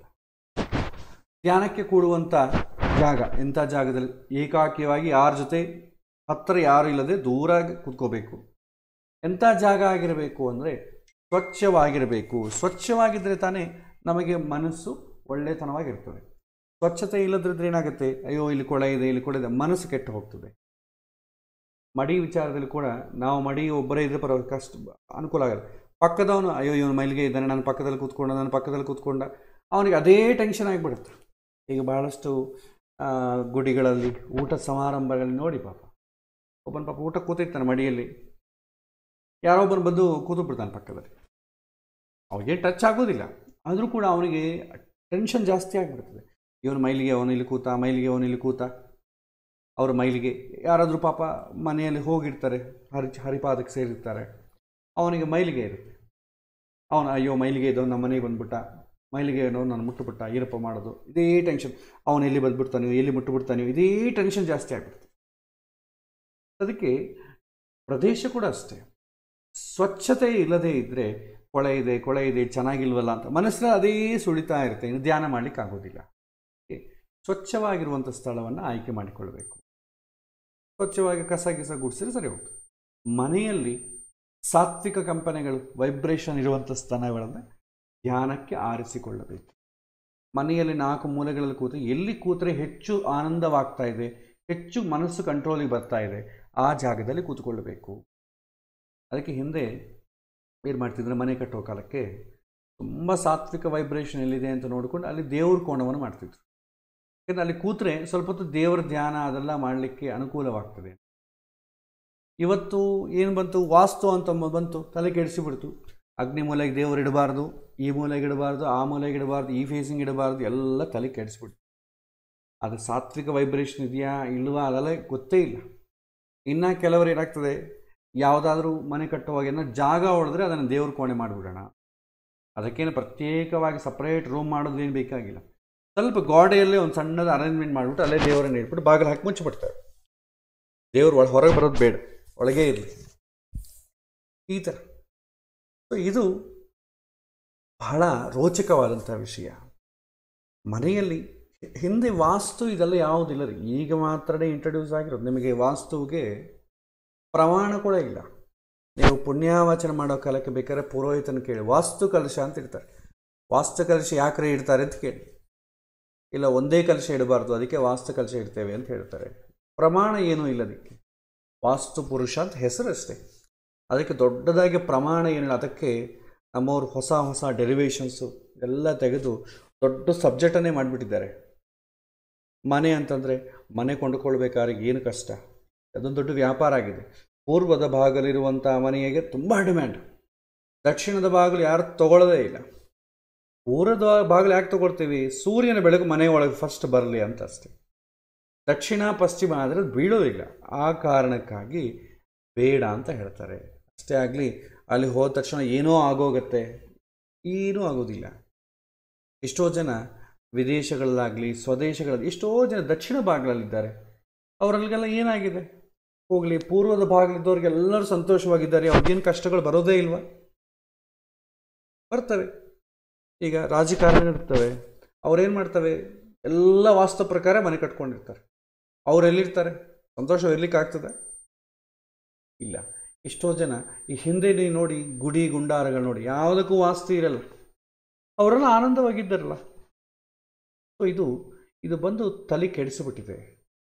ಹಾಗಾಗಿ ಇಲ್ಲಿ ಏನು ಹೇಳ್ತಾರೆ, ಮನೆಯಲ್ಲಾಗಲಿ ಇಲ್ಲ ಆಗಲಿ ಎಲ್ಲಿ ಕೂತ್ರೆ ಹೆಚ್ಚು ಹೊತ್ತು ಕಾನ್ಸಂಟ್ರೇಟ್ ಆಗಿ ಮನಸ್ಸನ್ನು ಕಂಟ್ರೋಲ್ ಮಾಡಲಿಕ್ಕೆ ಆಗತ್ತೆ ಅಂತಂಬುದು ಜಾಗ ನಿಮಗೆ ಗೊತ್ತಾದರೆ, ಎಲ್ಲಿ ಕಂಫರ್ಟಬಲ್ ಇರುತ್ತೋ ಅಲ್ಲಿ ಕೂತ್ಕೊಳ್ಳಿ ಅಂತ ಅರ್ಥ. ಅದು ಈ ಕಡೆ ಕೂತ್ಕೋಬೇಕು ಆ ಕಡೆ ಕೂತ್ಕೋಬೇಕು ಅಂತಲ್ಲ. ನಾವು ಮನೆಯಲ್ಲಿ ಯಾವ ಭಾಗದಲ್ಲಿ ಕುಳಿತಾಗ ನಮ್ಮ ಮನಸ್ಸು ಪ್ರಸನ್ನವಾಗಿ ದೇವರ ಧ್ಯಾನಕ್ಕೆ ಪೂರಕವಾಗಿರ್ತದೋ ಅಲ್ಲಿ ಸಾತ್ವಿಕ ಕಂಪನೆಗಳು ಹೆಚ್ಚಾಗಿದೆ ಅಂತ ನಾವು ಸುಲಭವಾಗಿ ಕಂಡುಹಿಡಿಬೋದು. ಇದನ್ನು ಇಲ್ಲಿ ಶುಚಿ ದೇಶೆ ಅಂತ ಕರೀತಾರೆ. ನಾವು ಸಾತ್ವಿಕ ಕಂಪನವಿರುವಂಥ ಸ್ಥಳವನ್ನು ಗುರುತಿಸಿದರೆ ಸಾಲದು, ಅಲ್ಲಿ ಎಷ್ಟು ಒಳ್ಳೆಯ ಸಾತ್ವಿಕ ಕಂಪನಿ ಇದ್ದರೂ ಕೂಡ ನೆಲದ ಮೇಲೆ ಕೂತ್ಕೊಂಡು ಮಾಡಲಿಕ್ಕೆ ಬರೋದಿಲ್ಲ. ಅದಕ್ಕಾಗಿ ಒಂದು ಆಸನ ಅಂತ ಇಟ್ಕೊಳ್ಬೇಕು, ಅದು ಮುಖ್ಯ. ಇದಕ್ಕಾಗಿ ನಾವು ಮನೆಗೆ ಬಳಸುವಂಥದ್ದು ಉಪಯೋಗ ಮಾಡಿದ್ರೆ ಆಗೋದಿಲ್ಲ. ಇಲ್ಲಿ ಕೃಷ್ಣ ಯಾವ ರೀತಿ ಆಸನ ಯೋಗ್ಯ ಅಂತ ಹೇಳ್ತಾನೆ ಅಂತಂದರೆ, ನಾವು ಕುಳಿತುಕೊಳ್ಳುವಂಥ ಆಸನ ಬಹಳ ತಗ್ಗಾಗಿ ಇರಬಾರ್ದು, ಬಹಳ ಎತ್ತರವಾಗಿಯೂ ಇರಬಾರ್ದು. ಭಾಳ ಜನ ದೊಡ್ಡ ಸಿಂಹಾಸನವನ್ನು ಮಾಡಿಕೊಂಡು ಅದರ ಮೇಲೆ ಕೂತ್ಕೊಂಡು ಆಸನ ಮಾಡ್ತಾ ಇರ್ತಾರೆ, ಅದು ಒಳ್ಳೆಯದಲ್ಲ. ತುಂಬ ಎತ್ತರವಾದಂಥ ಆಸನವೂ ಇರಬಾರದು, ತುಂಬ ತಗ್ಗಾಗಿರುವಂಥ ಆಸನವೂ ಇರಬಾರ್ದು. ಈ ಶ್ಲೋಕದಲ್ಲಿ ಹೇಳುವಂಥ ವಿಚಾರ, ಕುಳಿತುಕೊಳ್ಳುವಂಥ ಸ್ಥಳದಲ್ಲಿ ಮೊದಲು ಯಾವುದಾದ್ರೂ ದರ್ಬೆ ಚಾಪೆಯನ್ನಾದರೂ ಹಾಕೋಬೋದು. ಅದರ ಮೇಲೆ ಕೃಷ್ಣಾಜನ ಇದ್ದರೆ ಕೃಷ್ಣಾಜನ, ಅಥವಾ ಇದೆಲ್ಲ ಕೂಡ ಇವತ್ತಿನ ದಿನ ನಮಗೆ ಅವೈಲಬಿಲಿಟಿ ಇರುವಂಥದ್ದಲ್ಲ. ಕೃಷ್ಣಾಜನ ವ್ಯಾಘ್ರಾಜನ ಇದು ನಮಗೆ ಸಿಗೋದಿಲ್ಲ. ಸಿಕ್ಕಿದ್ರೆ ಒಳ್ಳೆಯದು. ಅದನ್ನು ಹಾಕಿಕೊಂಡು ಅದರ ಮೇಲೆ ಒಂದು ರೇಷ್ಮೆ ಬಟ್ಟೆಯನ್ನು ಹಾಕಿಕೊಂಡು ಕೂತ್ಕೊಳ್ಬೇಕು. ಯಾವ ಥರದ ಬ್ಯಾಡ್ ವೈಬ್ರೇಷನ್ ನೆಲದಿಂದ ಹರಿಯದೆ ಇರುವಂತೆ ನಾವು ನೋಡಿಕೊಳ್ತೇವೆ. ದರ್ಬೆ ಚಾಪೆ ತುಂಬ ಶ್ರೇಷ್ಠ ಸಿಗುತ್ತೆ. ಇಲ್ಲಿ ದರ್ಬೆ ಚಾಪೆಯನ್ನು ಉಪಯೋಗಿಸಬೇಕಾದ್ರೆ ಹೇಳಿದ್ದಾರೆ, ಮೇಲ್ನೋಟಕ್ಕೆ ದರ್ಬೆ ವ್ಯರ್ಥವಾಗಿ ಬೆಳೆಯುವಂಥ ಹುಲ್ಲು, ಆದರೆ ವಾತಾವರಣದಲ್ಲಿರುವಂಥ ದುಷ್ಟಶಕ್ತಿಯನ್ನು ನಿಯಂತ್ರಿಸುವಂಥ ಅಮೋಘವಾದಂಥ ಶಕ್ತಿ ಈ ದರ್ಬೆಗಿದೆ. ಅದಕ್ಕಾಗಿ ಯಜ್ಞ ಮಾಡೋ ಕಾಲಕ್ಕಾಗಲಿ ಯಾಗದಲ್ಲಿ ದರ್ಬೆಯನ್ನು ಉಂಗುರವಾಗಿ ಧರಿಸ್ತಾರೆ. ಶ್ರಾದ್ದಾದಿ ಕಾಲದಲ್ಲಿ ಪವಿತ್ರನಾಗಿ ಕೊಡು, ಪವಿತ್ರ ಅದರ ಹೆಸರು ನೋಡಿ, ಪವಿತ್ರವಾಗಿದೆ. ಹಾಗೂ ದುಷ್ಟಶಕ್ತಿಯಿಂದ ನಿಯಂತ್ರಕವಾಗಿ ಯಜ್ಞಕುಂಡದ ಸುತ್ತಲೂ ದರ್ಬೆಯನ್ನು ಇಡ್ತಾರೆ. ಧ್ಯಾನ ಕಾಲದಲ್ಲಿ ಯಾವುದೇ ದುಷ್ಟಶಕ್ತಿಗಳು ನಮಗೆ ತೊಂದರೆ ಕೊಡದಂತೆ ಇಲ್ಲಿ ದರ್ಬೆ ಚಾಪೆಯನ್ನು ನಮಗೆ ಸಹಾಯ ಮಾಡ್ತದೆ ಅಂತ ಹೇಳ್ತಾರೆ. ಇನ್ನು ಕೃಷ್ಣಾಜನ, ಹಾಗೂ ಅದು ಕೂಡ ತುಂಬ ಶ್ರೇಷ್ಠವಾದಂಥದ್ದು. ನೆಲದಿಂದ ನಮ್ಮ ದೇಹಕ್ಕೆ ಕೆಟ್ಟ ಕಂಪನಿಗಳು ಪ್ರವೇಶಿಸದಂತೆ ತಡೀತದೆ. ಮತ್ತು ನಮ್ಮಲ್ಲಿ ಭಾಳ ಜನ ಮರದಿಂದ ಮಾಡಿದಂಥ ಮಣೆಯನ್ನು ಉಪಯೋಗಿಸ್ತಾರೆ. ಆದರೆ ಮಣೆಯಲ್ಲಿ ಕುಳಿತಾಗ ನಮಗೆ ದೇಹ ಕೆಲವು ಭಾಗಗಳು ನೆಲವನ್ನು ಸ್ಪರ್ಶಿಸುವಂಥ ಸಾಧ್ಯತೆ ಇದೆ. ಪೂರ್ತಿ ಮನೆ ಮೇಲೆ ಕೂತ್ಕೊಳ್ಳೋಕೆ ಆಗೋದಿಲ್ಲ. ನಾವು ಮಾಡಿಕೊಳ್ಳೋ ಮನೆಗಳೆಲ್ಲ ಚಿಕ್ಕದಾಗಿರುತ್ತೆ, ಸುಮ್ಮನೆ ನಾವು ಮೇಲೆ ಕೂತಿರ್ತೀವಿ, ಕಾಲುಗಳೆಲ್ಲ ಕೆಳಗೆ ಇರ್ತವೆ. ಹೀಗಿರಬಾರ್ದು. ಅದಕ್ಕೆ ಕೃಷ್ಣ ಇಲ್ಲಿ ಹೇಳ್ತಾನೆ, ಮೇಲಿನ ಆಸನ ಬಹಳ ಸೂಕ್ತ. ಈ ರೀತಿ ಆಸನದಲ್ಲಿ ತಯಾರಿಸಿಕೊಂಡು ನಮಗೆ ಸಾಧ್ಯವಾದಂಥ ಪೊಸಿಷನಲ್ಲಿ, ಪಾಶ್ಚರಲ್ಲಿ ಕುಳಿತುಕೊಳ್ಳಬೇಕು. ನಮಗೆ ಸಾಧ್ಯವಾಗದ ಆಸನದಲ್ಲಿ ಬಲವಂತವಾಗಿ ಕೂಳುವುದು ಧ್ಯಾನಕ್ಕೆ ಪೂರಕವಲ್ಲ. ವಯಸ್ಸಾದ ನಂತರ ಏನೋ 40-50 ವರ್ಷದ ನಂತರ ನಮಗೆ ಧ್ಯಾನ ಮಾಡಬೇಕು ಅಂತ ಅನಿಸ್ತು, ಕೆಳಗೆ ಕೂತು ಮಾಡಲಿಕ್ಕೆ ನಮಗೆ ಅಷ್ಟು ಕಷ್ಟ, ಸರಿ ಹೋಗಲ್ಲ. ಸೊ ನಮಗಿಲ್ಲಿ ಕಂಫರ್ಟ್ ಈಸ್ ಇಂಪಾರ್ಟೆಂಟ್. ಶರೀರ ಕಂಫರ್ಟ್ ಇಲ್ಲದ್ರೆ ನಿಮ್ಮ ಮನಸ್ಸು ಸ್ಥಿರವಾಗಿ ಇರುವುದಿಲ್ಲ. ಅಟ್ಲೀಸ್ಟ್ ಸುಖಾಸನ ಅಲ್ಲಾದರೂ ಕೂತ್ಕೊಳ್ಬೇಕು ಅಂತ ಹೇಳ್ತಾರೆ. ಸಾಮಾನ್ಯವಾಗಿ ಹೇಳಬೇಕಾದ್ರೆ ವಜ್ರಾಸನ ಬಹಳ ಸುಲಭ, ಪ್ರಸಿದ್ಧ ಅಂತ ಹೇಳ್ತಾರೆ. ಆದರೆ ವಜ್ರಾಸನದಲ್ಲಿ ಇವತ್ತಿನ ಕಾಲಮಾನ ಪರಿಸ್ಥಿತಿ, ಶಾರೀರಿಕವಾದಂಥ ಸ್ಥಿತಿಯಲ್ಲಿ ವಜ್ರಾಸನ ಹಾಕೋದು ಬಹಳ ಕಷ್ಟ. ಈ ಆಸನದಲ್ಲಿ ನಮ್ಮ ದೇಹ ನೆಟ್ಟಗಿರ್ತದೆ, ಹಾಗೂ ಧ್ಯಾನಕ್ಕೆ ತುಂಬ ಉಪಯುಕ್ತ ಅಂತ ಹೇಳ್ತಾರೆ ವಜ್ರಾಸನ. ಆದರೆ ಅದು ಸಾಧ್ಯಾಸಾಧ್ಯಗಳನ್ನು ಪರಿಶೀಲನೆ ಮಾಡಬೇಕು. ಸುಖಾಸನ ಅಟ್ಲೀಸ್ಟ್ ಯಾವುದೂ ಆಗಲಿಲ್ಲ, ಒಂದು ಚೇರ್ ಮೇಲಾದರೂ ಪ್ರಶಾಂತವಾಗಿ ಕೂತ್ಕೊಳ್ಳಿಕ್ಕಾಗುತ್ತಾ, ಕೂತ್ಕೊಳ್ಬೋದು. ಪ್ರಯತ್ನ ಮಾಡಿದ್ರಲ್ಲಿ ತಪ್ಪಿಲ್ಲ. ಹೀಗೆ ಮೇಲೆ ಹೇಳಿದ ರೀತಿ ಆಸನವನ್ನು ಸಿದ್ಧಪಡಿಸಿಕೊಂಡು ಕುಳಿತ ತಕ್ಷಣ ನಮಗೆ ಧ್ಯಾನ ಆಗುವುದು ಸಾಧ್ಯವಾಗುವುದಿಲ್ಲ. ಆಸನದ ಮೇಲೆ ಸೂಕ್ತ ಭಂಗಿಮೆಯಲ್ಲಿ ಕೂತು ಮನಸ್ಸನ್ನು ಭಗವಂತನ ಕಡೆಗೆ ಏಕಾಗ್ರತೆ ಚಿತ್ತವನ್ನು ಮಾಡಬೇಕು. ಏಕಾಗ್ರ ಅನ್ನೋದಕ್ಕೆ ಅದಕ್ಕೆ 2 ಅರ್ಥ ಇದೆ. ಏಕ ಪ್ಲಸ್ ಅಗ್ರ, ಬಾಣದಂತೆ ಒಂದೇ ಗುರಿ ಅಂತ ಅರ್ಥ. ಯಾವುದಕ್ಕೆ ಗುರು ಇಡುವುದು ಅಂತ ಅಂದ್ಕೊಂಡ್ರೆ, ಇಲ್ಲಿ ಏಷ ಏವ ಕರೋತೀತಿ ಏಕಾಗ್ರಹ. ಯಾರೊಬ್ಬರು ಈ ಜಗತ್ತಿನ ಸೃಷ್ಟಿ ಸ್ಥಿತಿ ಸಂಹಾರವನ್ನು, ನಿಯಮನ ಜ್ಞಾನಾನಂದವನ್ನು, ಬಂದ ಮೋಕ್ಷಗಳಿಗೆ ಕಾರಣನೋ ಅವನಲ್ಲಿ ಮನಸ್ಸನ್ನು ನೆಲೆಗೊಳಿಸುವುದೇ ಏಕಾಗ್ರ. ಭಾಳ ಜನ ಏನು ಮಾಡ್ತಾರೆ, ಧ್ಯಾನ ಮಾಡಬೇಕಾದ್ರೆ ಏನು ಮಾಡಬೇಡಿ, ನಿಮ್ಮ ಶ್ವಾಸವನ್ನು ಅಬ್ಸರ್ವ್ ಮಾಡ್ತಾ ಇರಿ ಅಂತ ಹೇಳ್ತಾರೆ. ಅಥವಾ ಇನ್ನೊಂದು ಯಾವುದೋ ಮಂತ್ರವನ್ನು ಕೊಡೋದು, ಒಬ್ಬೊಬ್ಬರು ಒಂದೊಂದು ಹೇಳ್ತಾರೆ. ಆದರೆ ಇಲ್ಲಿ ಭಗವದ್ಗೀತೆಯಲ್ಲಿ ಭಗವಂತ ಹೇಳ್ತಾನೆ, ಯಾರನ್ನು ನೀವು ಈ ಸೃಷ್ಟಿ ಸ್ಥಿತಿ ಸಂಹಾರವನ್ನು ಯಾರು ನಿಯಂತ್ರಣ ಮಾಡ್ತಾ ಇದ್ದಾನೋ ಅವನ ಮೇಲೆ ನಿನ್ನ ಗುರಿಯನ್ನಿಡು ಅಂತ ಹೇಳ್ತಾರೆ. ಬಾಲ್ಯದಿಂದ ಬೆಳೆಸಿಕೊಂಡು ಬಂದಂಥ ಅಭ್ಯಾಸವನ್ನು ಬಿಟ್ಟು ಹೊಸ ಅಭ್ಯಾಸಕ್ಕೆ ತನ್ನನ್ನು ತಾನು ಅಣಗಿಸ್ಕೊಳ್ಬೇಕಾದ್ರೆ ಮನಸ್ಸಿಗೆ ಬಹಳ ಸಮಯ ಬೇಕಾಗ್ತದೆ. ಮನಸ್ಸಿನ ಗುಣ ಏನಂತಂದರೆ, ಒಂದು ಸಲ ಅಭ್ಯಾಸ ಆಯಿತು ಅಂದ್ಕೊಳ್ಳಿ, ಅದನ್ನು ಬಿಟ್ಟು ಬೇರೆದಕ್ಕೆ ಹೋಗೋದಿಲ್ಲ. ಈಗ ಆಲ್ರೆಡಿ ಚೆನ್ನಾಗಿರಲ್ಲ ಮತ್ತೆ ಅದು ಯಾಕೆ ಅಂತ ಕೇಳೋದು. ಯಾವುದು ಚೆನ್ನಾಗಿದೆಯೋ ಮತ್ತೆ ಮತ್ತೆ ಅದನ್ನೇ ಬೇಕು ಅಂತ ಹೇಳುತ್ತೆ ಹೊತ್ತು ಹೊಸದಕ್ಕೆ ಅದು ಅಭ್ಯಾಸ ಆಗೋದಿಲ್ಲ. ಅದಕ್ಕೆ ಯಾವುದಾದ್ರೂ ಹೊಸದಕ್ಕೆ ಅಡ್ಜಸ್ಟ್ ಆಗಬೇಕಾದ್ರೆ ಸ್ವಲ್ಪ ದಿನ ಅದನ್ನೇ ಮತ್ತೆ ಮತ್ತೆ ರಿಪೀಟ್ ಮಾಡಿಸ್ತಾ ಇರಬೇಕು. ಹೀಗಾಗಿ ಧ್ಯಾನಕ್ಕೆ ಕೂತ ತಕ್ಷಣ ಮನಸ್ಸು ಏಕಾಗ್ರವಾಗಲಿಲ್ಲ ಅಂತ ಯಾರೂ ಗಾಬರಿ ಆಗೋದು ಬೇಡ. ನಿರಂತರ ಪ್ರಯತ್ನವನ್ನು ಎಂದೂ ಕೈ ಬಿಡದೆ ಛಲದಿಂದ ಸಾಧನೆ ಮಾಡಿದಾಗ ಏಕಾಗ್ರತೆ ಸಾಧ್ಯವಾಗ್ತದೆ. ಒಂದು ದಿನ ಕೂತ್ಬಿಟ್ಟು ಇದೆಲ್ಲ ಹೇಳಿದ್ದು ಯಾವುದು ನನಗಾಗಲಿಲ್ಲ ಅಂತಂದರೆ ಅದಕ್ಕೇನು ಹೆದರೋದು ಬೇಕಾಗಿಲ್ಲ.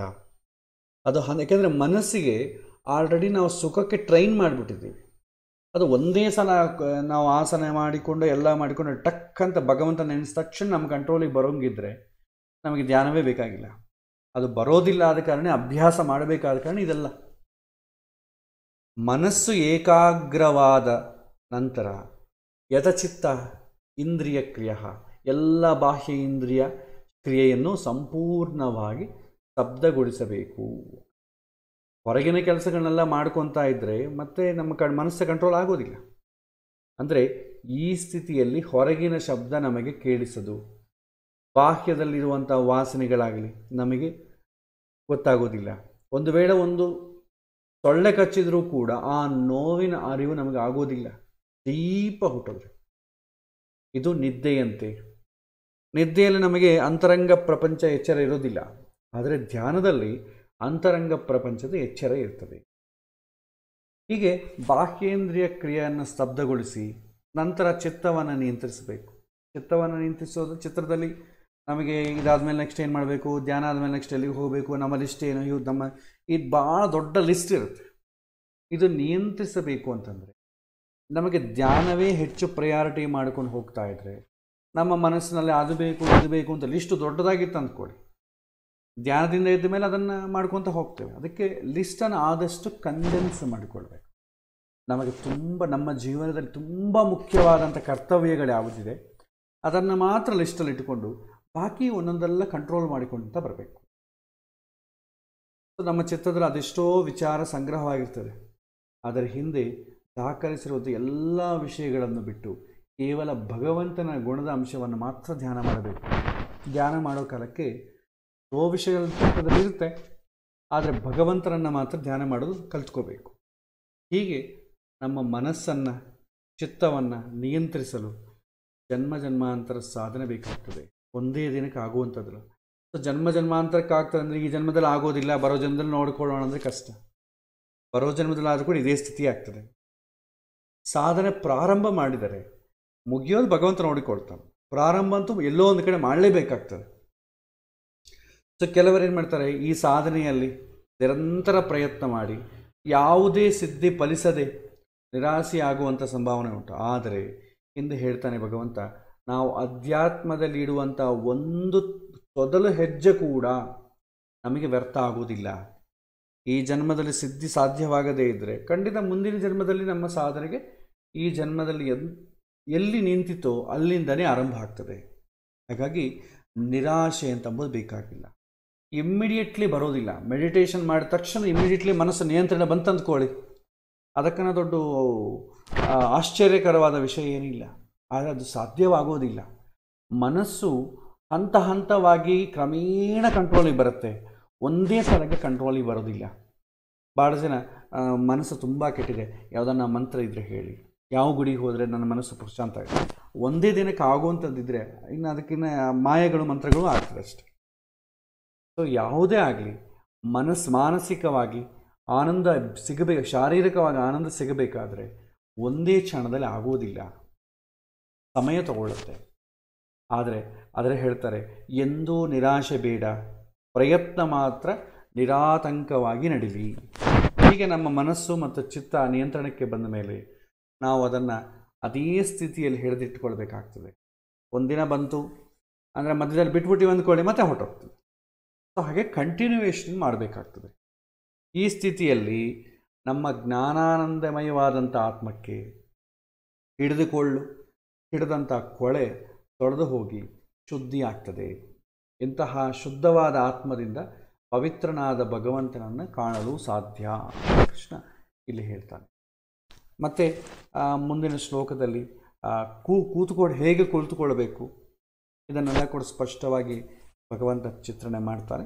ಸೊ ಇದು ಹಂತ ಹಂತವಾಗಿ ನೋಡೋಣ. ಇವತ್ತು ಸಮಯಾತೀತ ಆಗಿರೋದ್ರಿಂದ ಮತ್ತೆ ಬರುವಂಥ ವಾರ ಈ ಧ್ಯಾನಕ್ಕೆ ಪೂರಕವಾದಂಥ ವಿಷಯಗಳನ್ನೆಲ್ಲ ತಿಳ್ಕೊಳ್ಳೋಣ.